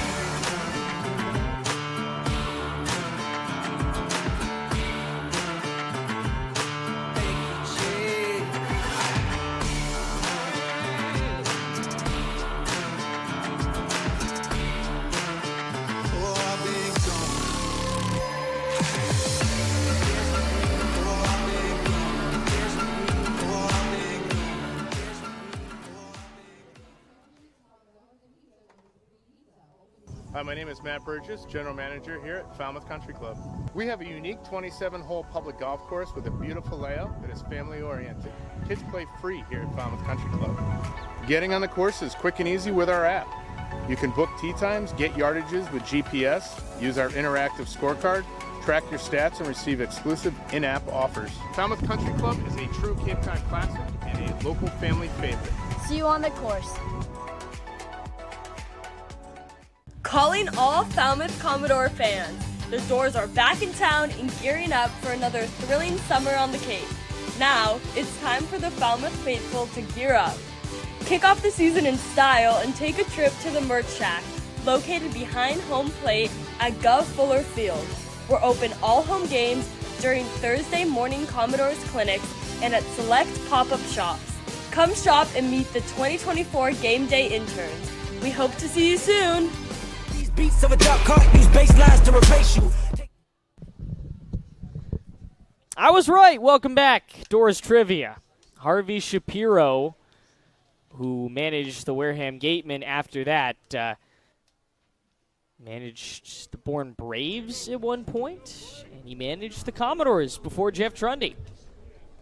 Like I said earlier, I had zero ideas. I'm glad I've got you here, Aiden, because you know the league history way better than I do, and I'm thankful you were my partner, because if not, I would be completely stranded. All right, here's Lucas Literal coming into this game out of Western Kentucky.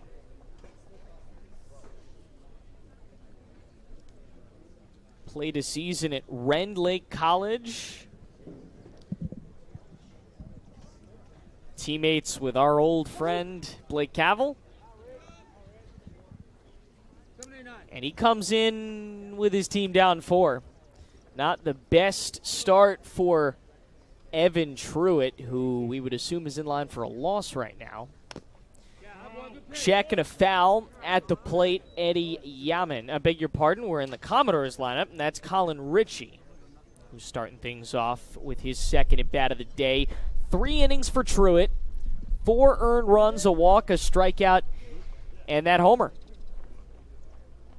And he will add a little bit to his ERA. Not a great outing in his second summer with the Firebirds.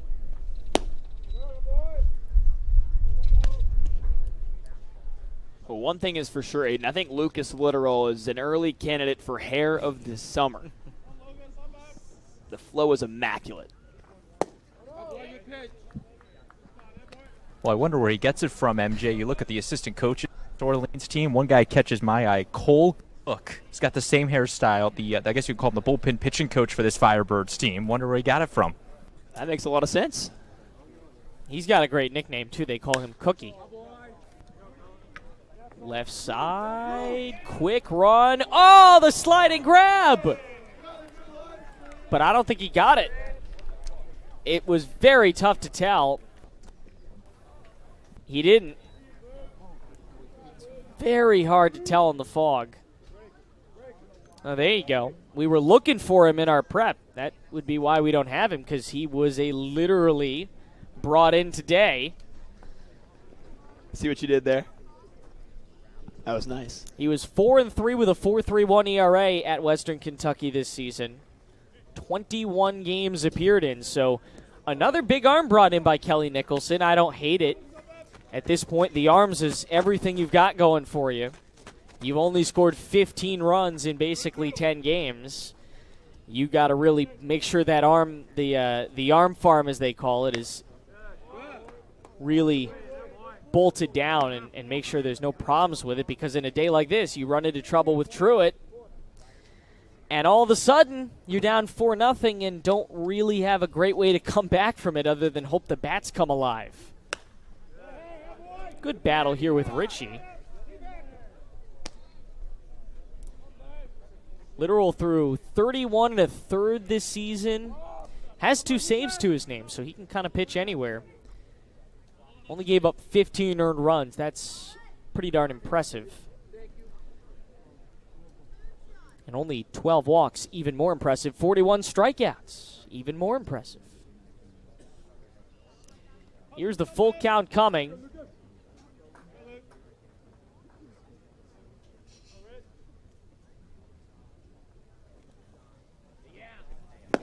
And he finally wins the battle. Wow, that has got to feel pretty good getting Ritchie out like that after he just kept fouling off pitch after pitch. Back-to-back strikeouts for Orleans Arms, and now here's Carson Bowen. It really has been a tough beginning to the summer for Colin Ritchie, but you got to credit the fight there, even though it's another strikeout. You mentioned, Aiden, just a good battle at the dish. Ball outside.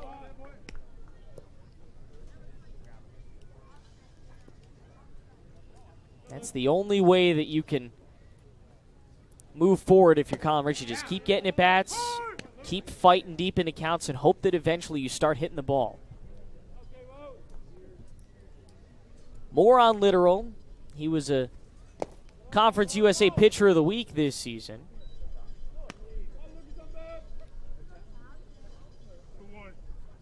And a month ago, so towards the end of his collegiate season.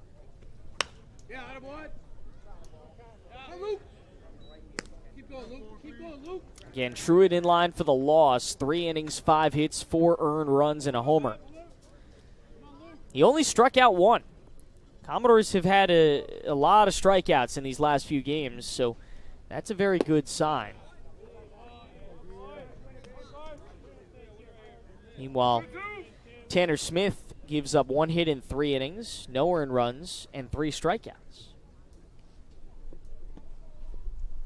Bowen at the dish, and he's on first. Works himself a walk. Remember, Truitt only walked 1, so this is just the second walk of the night earned by the Commodores, but that's a little misleading because they have gotten on base a lot. Yeah, you only walked 1, but you gave up 5 hits. So we're going to Tab now. Center fielder out of A&M. Big smile on his face as he steps up. And it hit him. Everything, dare I say, seems to be going for the Commodores tonight, MJ. Going up against one of the best pitching staffs in the league, and they are not having any kind of problems getting base runners or runs. Not at all, and I think that has been sort of a commonality recently as we've seen the Commodores hit the baseball a lot better, getting some more runs really outside of yesterday, but the pitching and the defense hasn't been there. But tonight, we've been talking about it, Aiden. We've been waiting for it to just fuse together, and it's starting to kind of look like that's the product tonight. Turning over for Willits.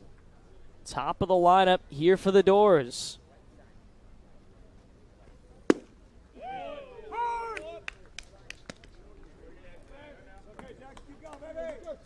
Kelly Nicholson trying to figure out what his pitcher can do to get out of this.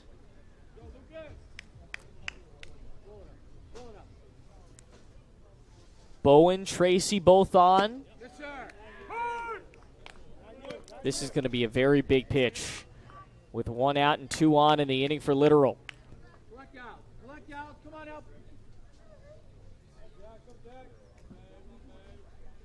Commodores have only struck out twice in this game. Willits had a couple on his day yesterday. He stays in that count. Very un-Jackson Willits-like day yesterday. 0 for 4 with a pair of strikeouts. But boy, has he rebounded with a single, a run, and a walk. That's only through 2 at-bats. This in his 3rd. Probably moves a runner up no matter what happens here, and it's dropped. Everybody's going to be safe. Close play at second is not in time. What did we just say? Everything's coming up Falmouth tonight. They're going to load the bases here in the 4th on what is going to be a very close, it's going to be a very tough play to score here. They're going to give him a single. I don't hate that because, I mean, we don't even know what the fog looks like out there. It looks like maybe it died down a little, but it looked like that ball may have just gotten lost up there.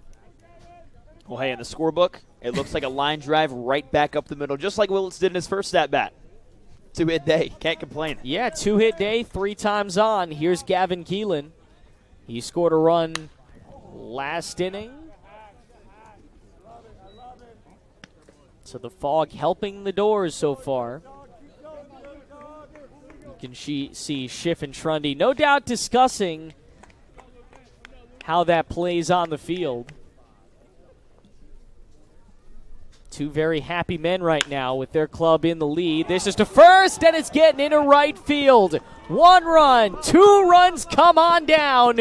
Doors open it up to 6-0. Oh, man. This is exactly what you need. 6-0 Doors on the first Commodore hit. Cautiously for Gavin Keeler. Well, it looks like out in the scoreboard that will be ruled a hit. And that just took a funky hop over the glove of Yaman. So that is ruled a hit, and there are 2 of them in the inning. Now back-to-back, just like you said, they weren't the cleanest of hits, but they're both going down the same in the book. Single to right, single to right. This is not the guy you want up if you're Orleans when the Commodores are hitting, because Luke Gaffney already has 2 singles. He'd love a third on this day.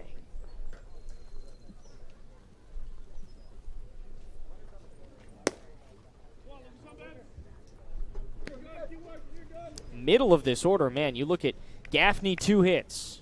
Trent Caroway, homer, and he's been on twice. Jason Jones, a hit. 3, 4, and 5. This is what, when you put together that roster on your kitchen table in, December, January, if you're Jeff Trundy, and you're putting together your roster, this is exactly what you were hoping for, a middle of the order that can just do damage. And obviously, at that point, you were hoping for guys like Condon and Lavalette, and they're not coming, but you still have found some guys that just rake. Gaffney, you just saw now, hitting in the 430s. And again, the problem's been you've just needed a game where they all string together, and this seems to be one of them. We came in saying this was the night that you really could use a win on. Right side, tough play, and it's dropped again! They're going to second. He is out, and the run will score. 7-0 Falmouth. And another ball that just drops out of thin air.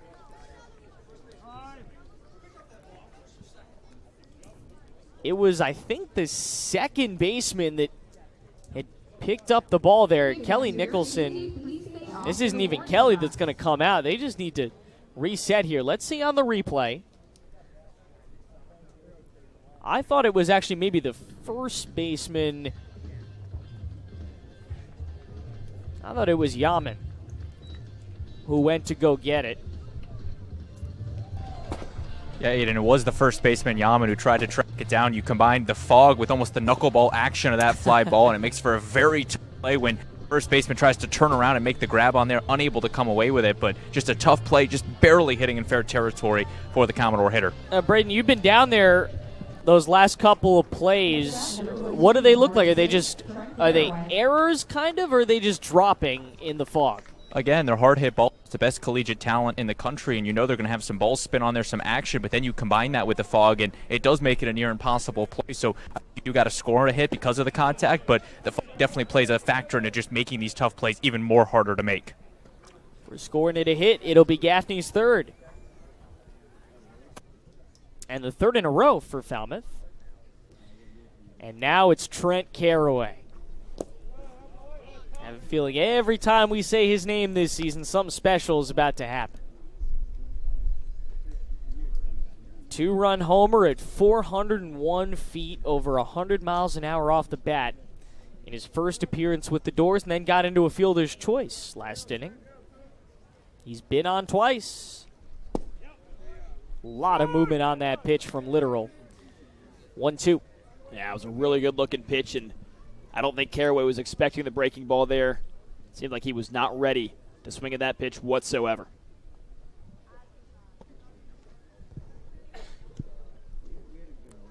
Two-strike offering. Runner takes off. Hit to center. It's a tough play. And it got made.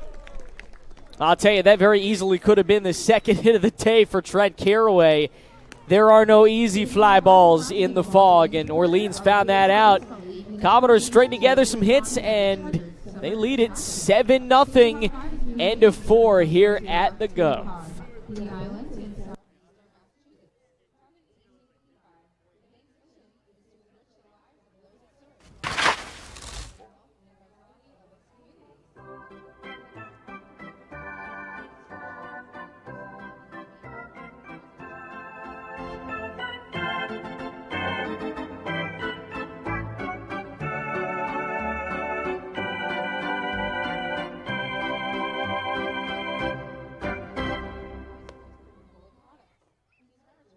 Are you looking for that perfect pregame meal? Supreme Pizza has you covered. Its extensive menu has everything from pies and calzones to salads and subs. And with its online ordering system, delicious food is just one click away. Supreme Pizza is open every day of the week. Order online or stop by their store located at 147 T-Ticket Highway and try a slice today. From all of us at Supreme Pizza, we would like to wish the Falmouth Commodores a great season. Hi, I'm Riley Stanford. I'm a outfield and pitcher from Georgia Tech, and you're watching Commodores baseball.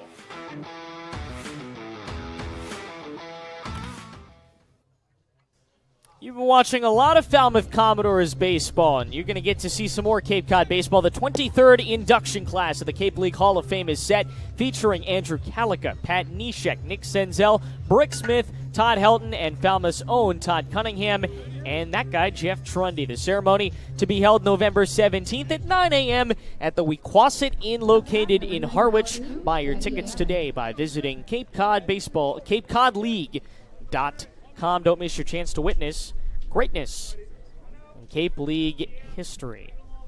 You're witnessing Commodores' season history, largest lead that the Doors have had before the 7th inning this year. High fly ball foul. Their largest lead total is 8. They had that in the game they won against the Brewster Whitecaps.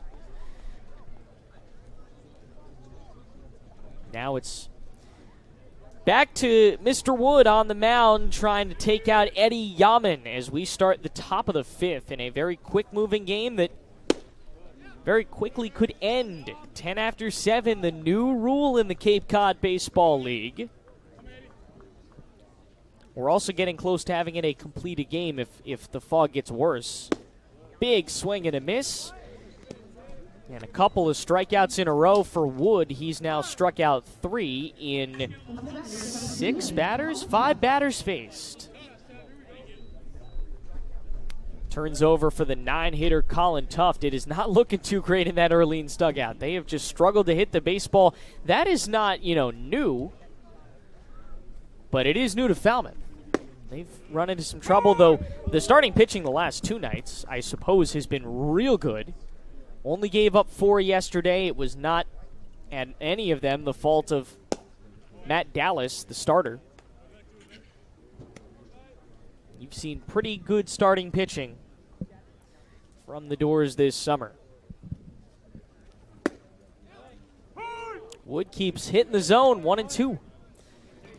Nice little rebound after you saw Tanner Smith have a lot of issues finding the zone. He rebounded, didn't allow any runs, but he did have some problems, especially in that 3rd inning of work there, finding strikes.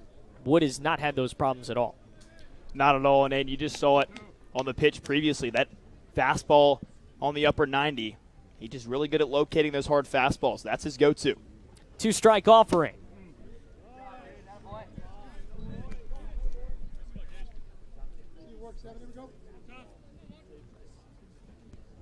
Wood into his 2nd inning. Again, the problem you're going to run into is he only came in pitching 4 innings over 2 games, so he really hasn't been used at any kind of length this summer.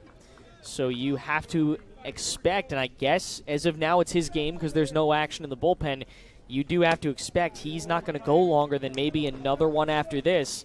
And just as we complimented his accuracy, he walks Tuft, though Tuft has walked twice now. And we're back to the top of the lineup with Mike Mancini.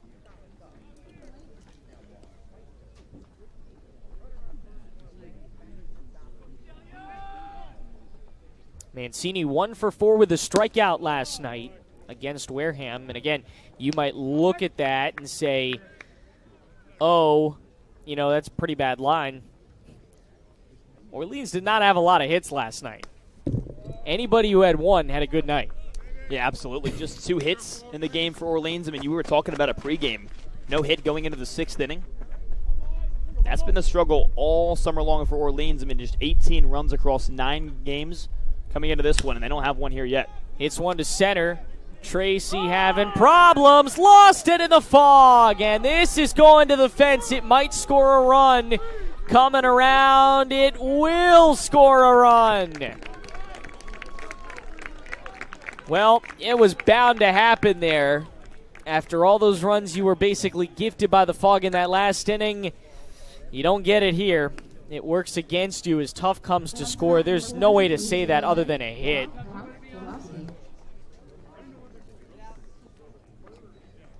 And after that play, guys, the home plate umpire, Silvio Martinez, looked right into umpires DeJesus's eyes just to get a thumbs up to make sure that he thought it was to play. There was some conversation, a very brief kind of nonverbal dialogue between the two of them. The third base umpire and crew chief Rico DeJesus gave the green light, thumbs up, and we're going to keep here at Guv Fuller Field. Oh, Braden, they just gave him a triple. Is that the weirdest triple you've ever seen in a baseball game? I've seen weirder. A lot of weird stuff happen in Little League games, and definitely but not the weirdest I've seen for sure. If you're an umpire here, at what point does this game end? I think, again, it's the three umpires just kind of trusting each other and knowing when one of them doesn't feel safe or just see something, say something, at that point calling the game off when one of the umpires does not feel that the players are safe out there. It's the same thing when it's raining out. It's got to be not necessarily a mutual decision, but one umpire seeing something and notifying his other two partners that, hey, I don't think this game should continue, having that conversation, and then Wood dealing to center. Another one with the fog. Tracy in. Oh, and he made the play. Tab, terrific. Doors get the second out of the inning. He redeems himself there after losing the first one in the fog. Well, that is one way to make up for a bit of a lost fly ball. Tab Tracy on his horse, and man, what a play from the Aggie. He has been so good in center field this season. Robbed the home run last night so he can go back and he can sprint forward. And I'm sure right now he's thinking, man, if I just caught that other ball, the inning's over, no runs. But see if they give Wood an earned run there. There's certainly an argument to be made that was not an earned run. Again, it goes down as a triple for Mancini on what probably any other night is a routine F8. Looks good in the scorebook, and he will be happy with it. So that's now 16 runs in 9 games, or 9.5 for Orleans. I'm sure not what Kelly Nicholson was expecting, especially after the offense that they ended last season with in the Cape League Championship Series. Man, you got guys like Joe Oyama, Fenwick Trimble. That was a stacked lineup. And you do have some of them back or coming back this year, but that lineup was ridiculously good last year, and they play in a park that it's not very hard to score runs at. Left and right field lines very conducive to left and right-handed hitters. They just haven't quite figured it out. We had said coming in, this is the game that you're basically almost gifted in that you're playing a team that's not very good. They had to travel a long way. You got to win this game, and so far the Doors have easy 1-3 put out to close it out. So a little bit of tomfoolery from the fog, but the Doors still keep that 6-inning lead. Meal? Supreme Pizza has you covered. Its extensive menu has everything from pies and calzones to salads and subs. And with its online ordering system, delicious food is just one click away. Supreme Pizza is open every day of the week. Order online or stop by their store, located at 147 T-Ticket Highway, and try a slice today. From all of us at Supreme Pizza, we would like to wish the Falmouth Commodores a great season.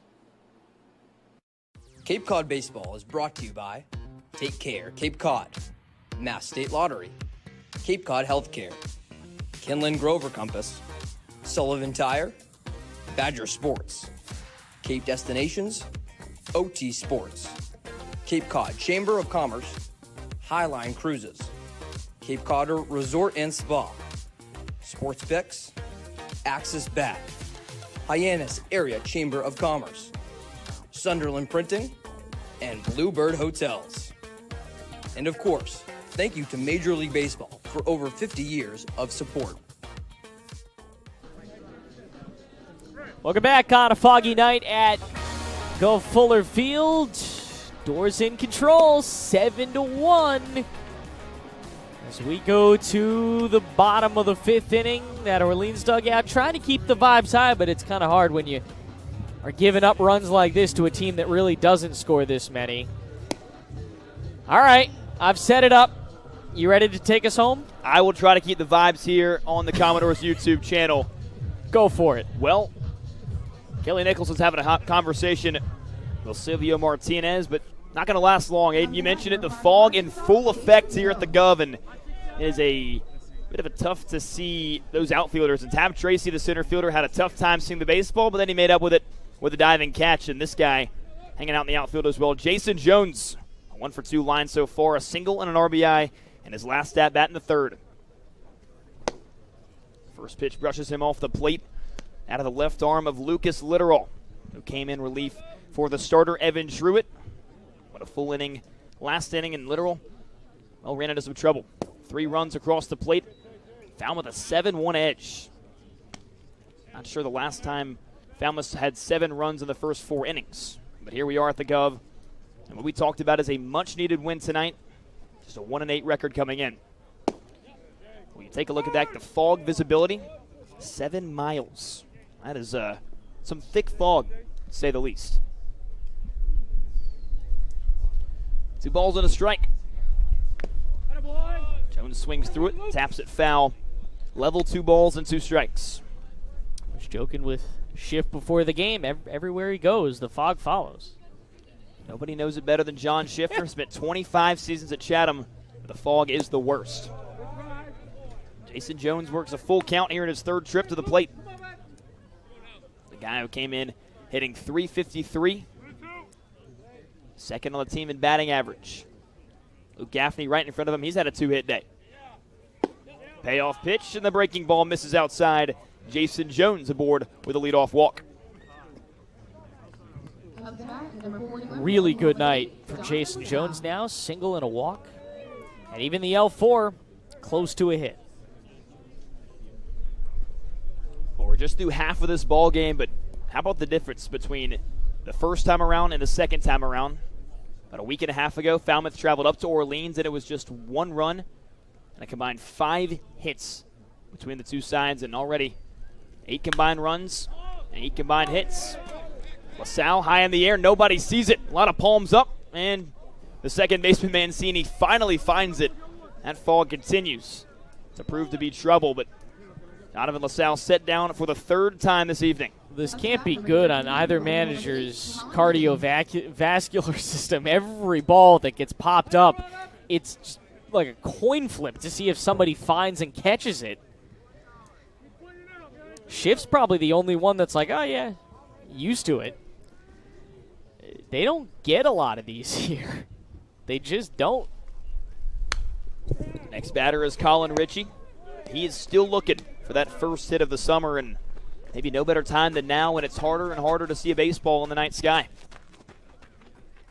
That's a good point you bring up, MJ, trying to see the ball. I just went out to left field on the berm as the journalist I am just to see if you could see the ball from the outfield. And I'm not going to lie, the second that LaSalle made contact with that ball, I lost it. I had no clue if it was coming to left field, or I definitely think it was going to the first baseman, but you can't see anything out of the outfield.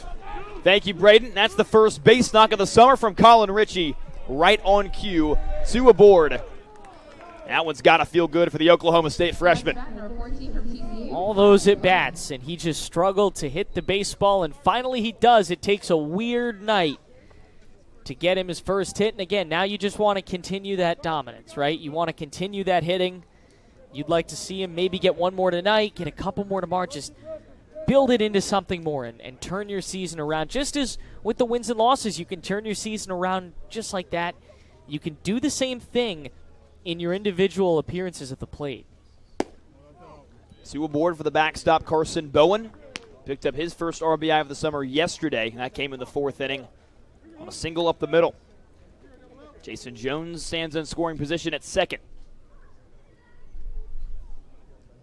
It was actually Jason Jones who he plated in that 4th inning. Luke Gaffney came to score in before him on the Donovan LaSalle sac fly to center.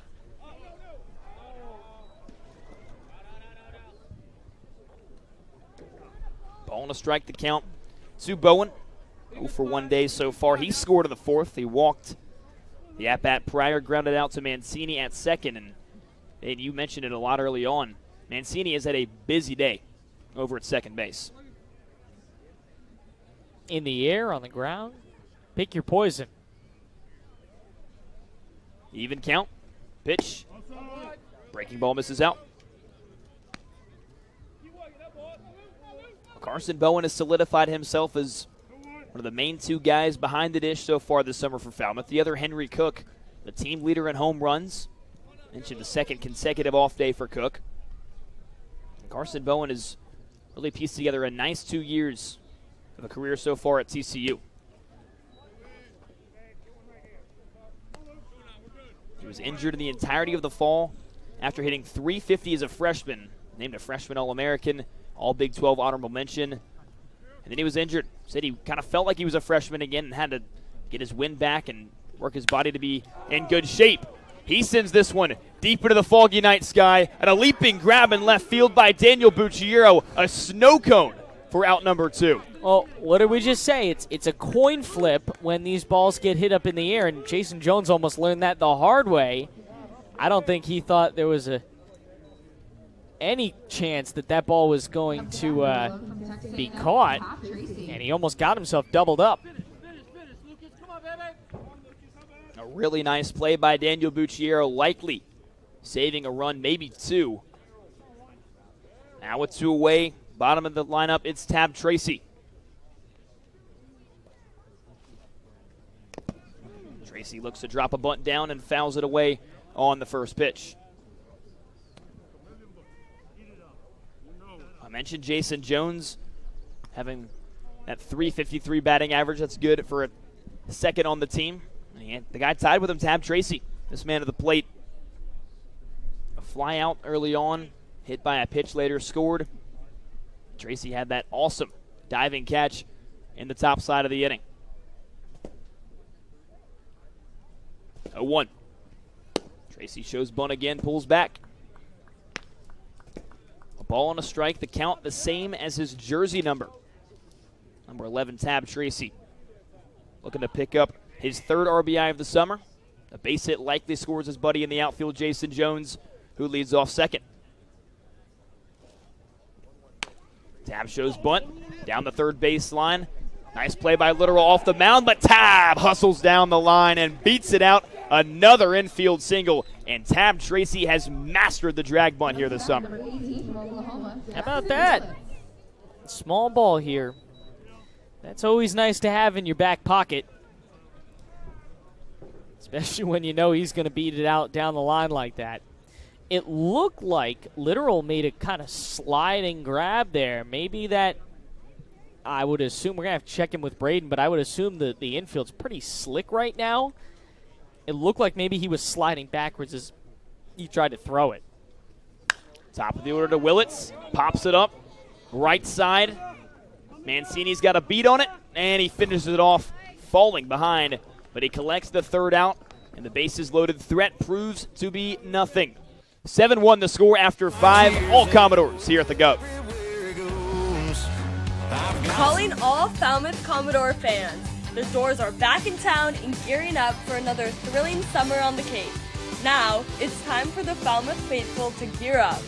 Kick off the season in style and take a trip to the Merch Shack, located behind home plate at Guv Fuller Field. We're open all home games during Thursday morning Commodores clinics and at select pop-up shops. Come shop and meet the 2024 game day interns. We hope to see you soon. Hi, my name is Matt Burgess, General Manager here at Falmouth Country Club. We have a unique 27-hole public golf course with a beautiful layout that is family-oriented. Kids play free here at Falmouth Country Club. Getting on the course is quick and easy with our app. You can book tee times, get yardages with GPS, use our interactive scorecard, track your stats, and receive exclusive in-app offers. Falmouth Country Club is a true Cape Cod classic and a local family favorite. See you on the course.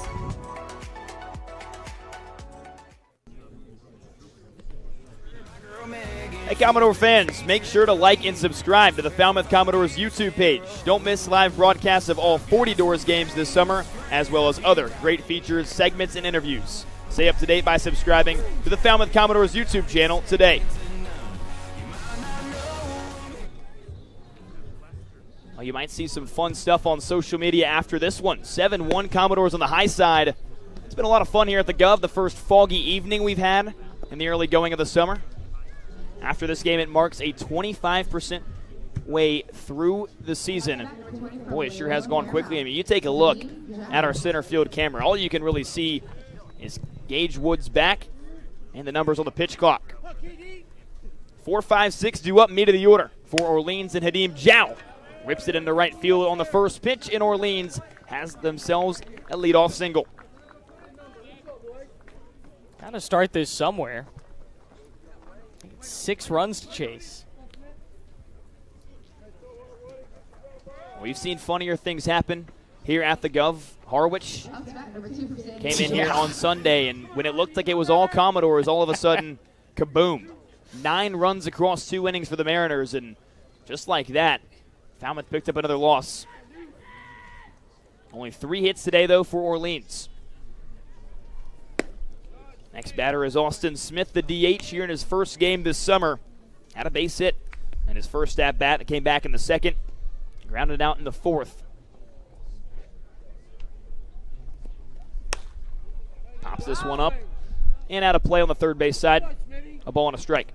Good crowd tonight. They've hung around. I don't know if they can see anything, but they've hung around. I would imagine we're averaging about 1,000 a game, roughly, maybe a little over than that through the first couple of nights here at the Guv. But again, it's going to keep growing as the summer goes on. On the ground to second. Could be 2. A tag to first. That is a double play. All alone. Jackson Willits does it. And there's 2 gone. It's 2 double plays on the night. I don't know they've had a game where they've turned 2 double plays this season. That's pretty impressive. Again, team that came in playing some very sloppy baseball the last couple of nights. They have turned it around in a big way on a night where it's real easy to make an error. You're up 7-1, you get relaxed. It's with the fog, but they made some good plays tonight. You got to be happy with the performance so far. Again, as we found out yesterday, the score in the top of the 6th means nothing. It's the score from the bottom of the 6th to the 9th inning that's what matters. Found that out the hard way yesterday, but so far, so good. You got to be pretty happy about the way this has turned out. 3 runs in the 7th yesterday for Katuitt. You just saw it. The first time that Falmouth has had multiple double plays in a game this season. A ball and 2 strikes to the count now to Daniel Bucciero, the left fielder, still looking for his first hit. Fall continues to creep in behind center field. 1-2, check swing, and see ya, says Gage Wood. Third punch out for the Arkansas Razorback, and we're headed to the bottom of the 6th, a 6-run edge for the Commodores.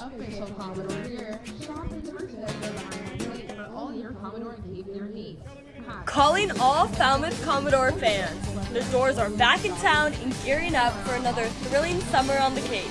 Now, it's time for the Falmouth faithful to gear up.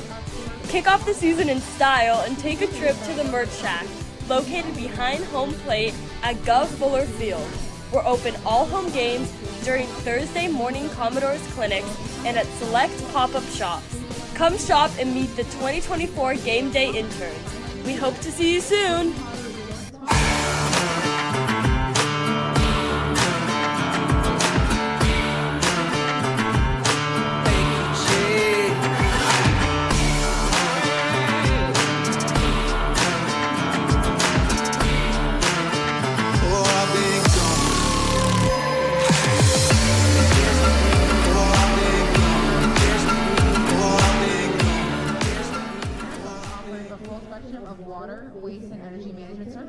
Hi, I'm Luke Gaffney, a first baseman for Purdue, and you're watching the Commodores baseball.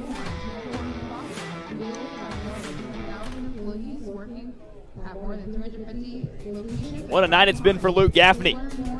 3 singles so far. Another thing that Commodore fans like, aside from the hits, is the community events. 2 today. You saw the Doors players visiting the Falmouth Senior Center, as well as going to the Mashpee Senior Center.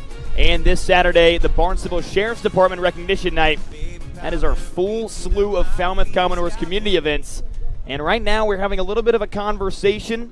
John Schifter, Kelly Nicholson, talking it over, as well as our umpiring crew. And Aiden, we talked about it. This fog is rolling into the outfield, and it might be getting a little bit too hard to see. It is. I don't know that it got worse, but again, we're not on the field, so you really don't know it unless you're on the field down there. Looks like they're talking it over. I think we might be in a little bit of a delay here. The guys have already started to throw the football. Yeah, Aiden, Mike Murray now out on the field for the Falmouth Commodores. Does have his phone out, appears to be looking at a radar. Well, I don't know, Braden. How much does that help you in this situation? Because it's not rain, it's fog, and whether the winds are going to pick up and blow it out, right? That is true, but again, you might as well put the game in a delay, and then, if you can't resume it after the fact, then that's the decision. But you don't want to make that first initial decision just to call the game. You might as well throw it in a delay, see if it clears up and gets better to play, and that appears what they might be doing, but again, no official word yet made. Well, a pair of umpires have began their exodus down the right field line, so it's going to be some delay as for right now. And B-Dog, we talked about this between innings. It is a complete game, even though they haven't completed the inning. They just had to get rid of 5, right?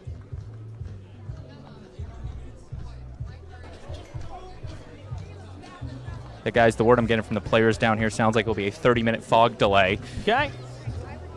Well, 30-minute fog delay it is here on the Commodores YouTube channel. Falmouth 7-1 on the high side. We are going to head to break here in the fog delay, but stick around with us. Plenty more baseball to be played. It's been fun so far. The Commodores ahead by 6.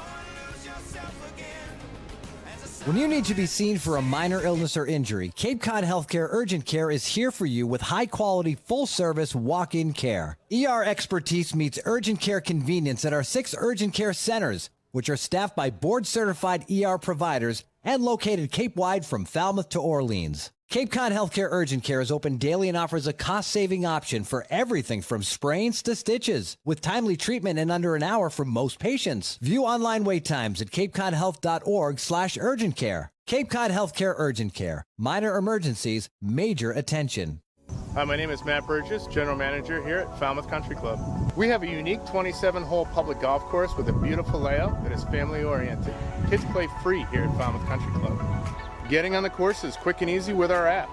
You can book tee times, get yardages with GPS, use our interactive scorecard, track your stats, and receive exclusive in-app offers. Falmouth Country Club is a true Cape Cod classic and a local family favorite. See you on the course.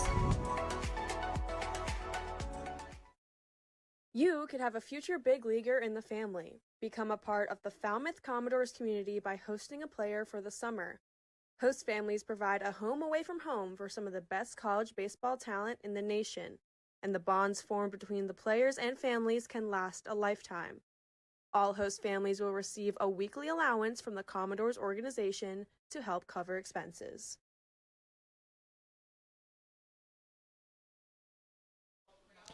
Well, partner, if I thought I hadn't seen it all, I have now seen it all. The first fog delay here in Falmouth. The Commodores up 7-1 as we head to the bottom of the 6th. MJ Newsom, Aiden Blanken. Aiden, I know you saw more fog delays last summer than I did, of course, because I wasn't here. You were here. So take me through a little bit more of what a fog delay looks like and how this might play out. Well, it's basically anybody's guess. It kind of depends on the night. I expected a fog delay. I didn't expect it here. And now it's kind of just you have to literally sit around, and it's a lot of boredom. You got to sit around and wait, and it's 30 minutes, and they're going to reevaluate in 30 minutes. It is a complete game. They got through 5, so even though they have not completed the 6th inning, it'll just revert back. Doesn't matter, same score anyways. It'll be 7-1, and now you're just waiting. You're just hanging out, keeping yourself busy. Great outing by Gage Wood, unrelated. I would imagine if this game does get resumed, he's not back in it. We saw Edward Hart from Duke was warming up in the bullpen at the end of that inning, so you'd expect Wood's done. And at this point, again, you're just waiting, and at some point you're going to have to make a decision. That is not now, but in 30 minutes or 26 minutes or so, you're going to reevaluate and maybe decide to go into a delay more or just call it. And you have to see what happens with the fog, because there's any number of ways this could go. Well, some time to kill. We'll try to keep you entertained here on the Commodores YouTube channel. We'll step aside, take a short break, be back with you for some fun action. We'll figure it out as we go. Hi, it's Brandon from Crane Appliance. Since 1983, our goal as a family-owned company has been simple: to give our neighbors on the Cape and Islands a great shopping experience. Rest easy knowing our professional team will listen to your needs and help you pick the perfect appliances for your home. At Crane Appliance, we know how difficult appliance shopping can be. Our team is here for you. Come experience the best. Crane Appliance. We call the Cape and Islands home. The lowest prices on the largest selection of appliances. It's Crane Appliance. But I lost it. She got too close, so I fought it. Now I'm lost in the world, trying to find me a better way. Wishing I was deep in the water somewhere. Got the blue sky breeze and it don't seem fair. Only worry in the world is the tide gonna reach my chair. Sunrise, there's a fire in the sky. Never been so happy, never felt so high. And I think I might have found me my own kind of paradise.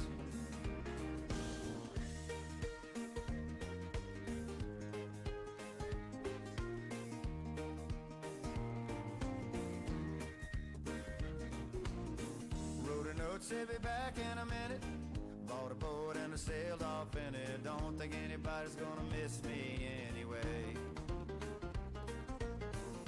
Mind on a permanent vacation. The ocean is my only medication. Wishing my condition ain't ever gonna go away. 'Cause now I'm deep in the water somewhere. Got the blue sky breeze blowing wind through my hair. Only worry in the world is the tide gonna reach my chair. Sunrise, there's a fire in the sky. Never been so happy, never felt so high. And I think I might have found me my own kind of paradise. This champagne shore washing over me. It's a sweet, sweet life, living by the salty sea. One day you could be as lost as me. Change your geography. Maybe you might be.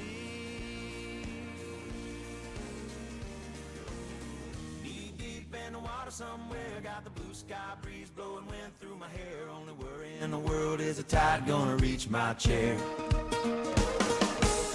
Sunrise, there's a fire in the sky. Never been so happy, never felt so high. And I think I might have found me my own kind of paradise. Come on in, the water's nice. Find yourself a little slice. Grab a backpack and lunch. You never know until you try. When you lose yourself, you find the key to paradise.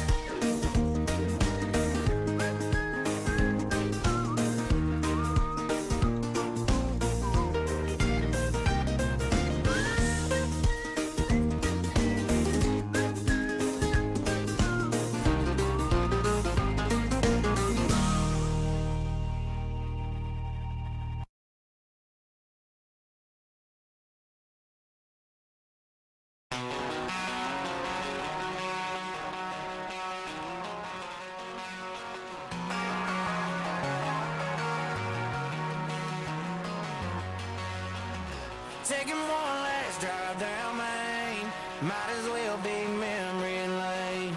Turn it up for old time's sake. Taking one last drive down Main. Life packed in the Chevrolet. Every corner I see your face. Two hearts break, only one can stay. Taking one last drive down Main. Pedal down anywhere but here. County line in Nashville, I don't care. No breaks to the moon, long as you're not there. You're not there, you're not there. When did it all go south? Wish I could hate this town.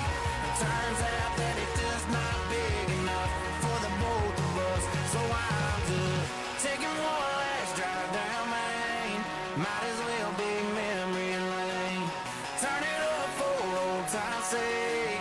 Taking one last drive down Main. Life packed in the Chevrolet.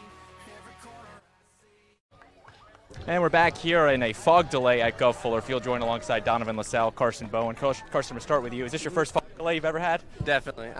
I go to school in Texas, and there's not really any fog there. And then in California, you have a marine layer, but no fog like this. Is this the first time you've seen fog in general? Not the first time, but definitely the first time like this. This is wild. I'm going to go same question to you, Donovan. Is this the first time you're playing a baseball game? You've had fog come in? Oh, no, yeah, for sure. We definitely don't have fog in Oklahoma, so it's definitely a first-time experience, but it's fun.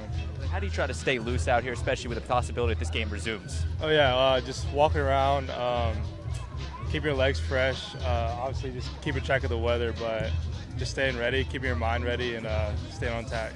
And obviously you got some rain delays that happens. Do you have any favorite activities you like during these rain delays? Try to stay I'm not really sure what the word is. Just stay entertained. I'm always the one moving, but I feel like it's snack time. I feel like everyone just eats all the snacks during rain delays, so they're good and bad, but the pitchers definitely get after it. To munch on? I'll go fruit snack gummies. They're always reliable, quick energy, so yeah. How about you, Donovan? Favorite snack you like to munch on here during the rain delay, fog delays? Definitely the PB&J's, Uncrustables, for sure. And obviously the offense has been working really well today. Kind of what was said pregame to get the offense going? I think what was said was just go out there and play free. We have nothing to lose out here. It's a beautiful day. It was a beautiful day, beautiful park, and just go out there and play. Well, that was Donovan LaSalle and Carson Bowen. Guys, back up to you in the booth as we continue in this fog delay from Guv Fuller Field.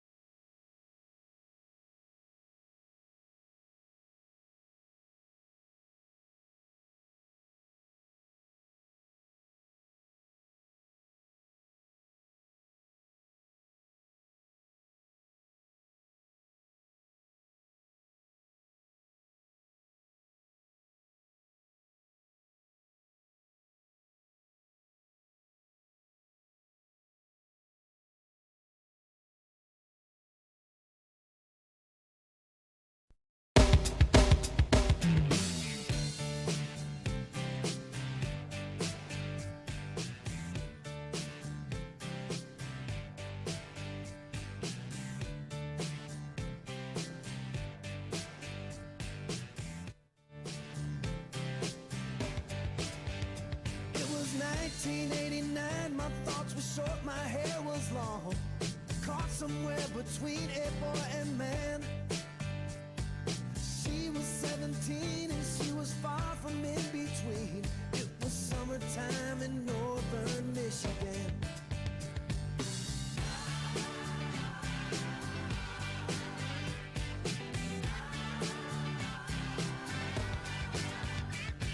Splashing through the sandbar, talking by the campfire. It's the simple things in life, like when and where. We didn't have no internet, but man, I never will forget the way the moonlight shined upon her hair. And we were trying different things, and we were smoking funny things, making love out by the lake to our favorite song. Sipping whiskey out the bottle, not thinking about tomorrow, singing Sweet Home Alabama all summer long.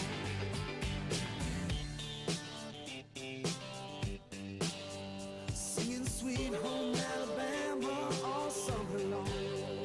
Catching walleye from the dock, watching the waves roll off the rocks. She'll forever hold a spot inside my soul.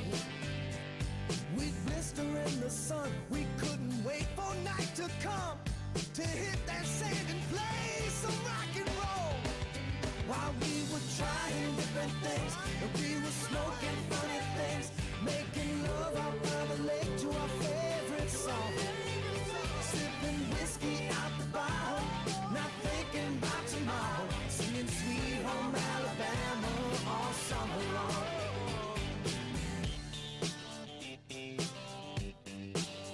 Singing Sweet Home Alabama all summer long.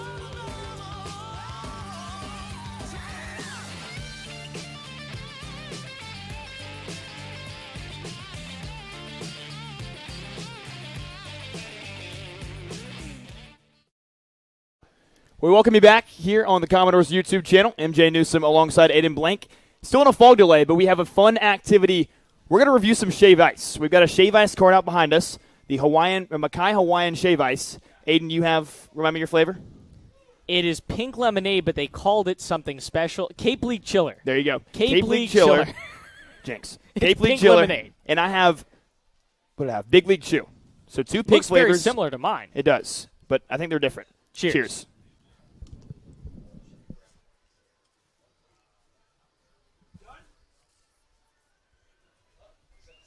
Ooh, that's really good. That's really good, yeah. That tastes exactly like Big League Chew, and it completely takes me back to my childhood. I mean, that is really good. All right. Yeah, that's pretty good. All right, give me a rating out of 10. I know it's just one bite, but give me a rating out of 10. Well, I don't know if it's very fair because I had already had it the other night. I got their blue raspberry. This is pretty good. I'm not a huge pink lemonade guy, but this is an 8.5 at least. 8.5. I'll go with 8.5 as well. I will go with an 8.5 as well. And we are now just getting word that our game has been called. A fog delay turns into a fog cancellation, yet the game finished through 5 innings. 5.5 to be exact. 7-1. Falmouth comes out victorious, Aiden. That's the second win of the summer. So while you enjoy your shave ice, let's conversate about the big win that Falmouth just picked up. Yeah, I told you to bring us home, and you did. Not conventionally, I but did it. 2 wins this season. Thank goodness. No longer the worst record in the league. Well, at least you're tied with Orleans.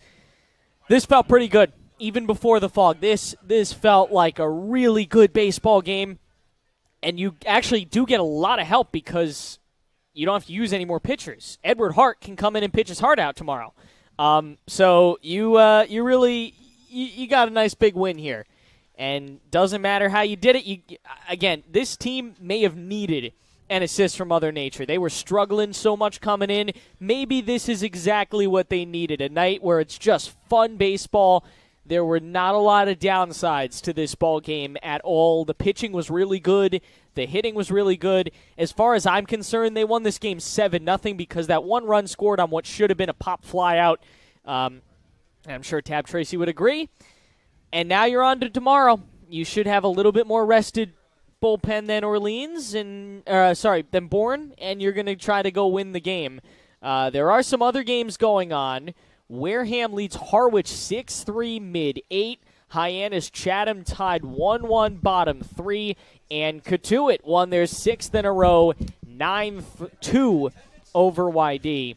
And so you are going to play Bourne tomorrow, and they didn't play tonight, so they're a little bit more rested, but oh, well, who cares? You get a chance to undo that loss from last week. Remember, it was a very close game, right? 2-run game. It was very, very close. You get a chance to win it, and it would be a very big win if you can get that tomorrow. Even bigger than this because it's in the West Division. Both your wins so far in the East. Long story short, Falmouth a 7-1 victor over the Orleans Firebirds. Now the series of the summer tied at 1 apiece. You just saw our credits from everybody here in our crew. I'm MJ Newsom. He's Aiden Blank. We're so thankful for everybody on our team. Thank you guys so much for tuning in. Even if it wasn't for a full 9 innings, we had a lot of fun here on the Commodores YouTube channel, and we will see you right back here tomorrow at 6 Eastern.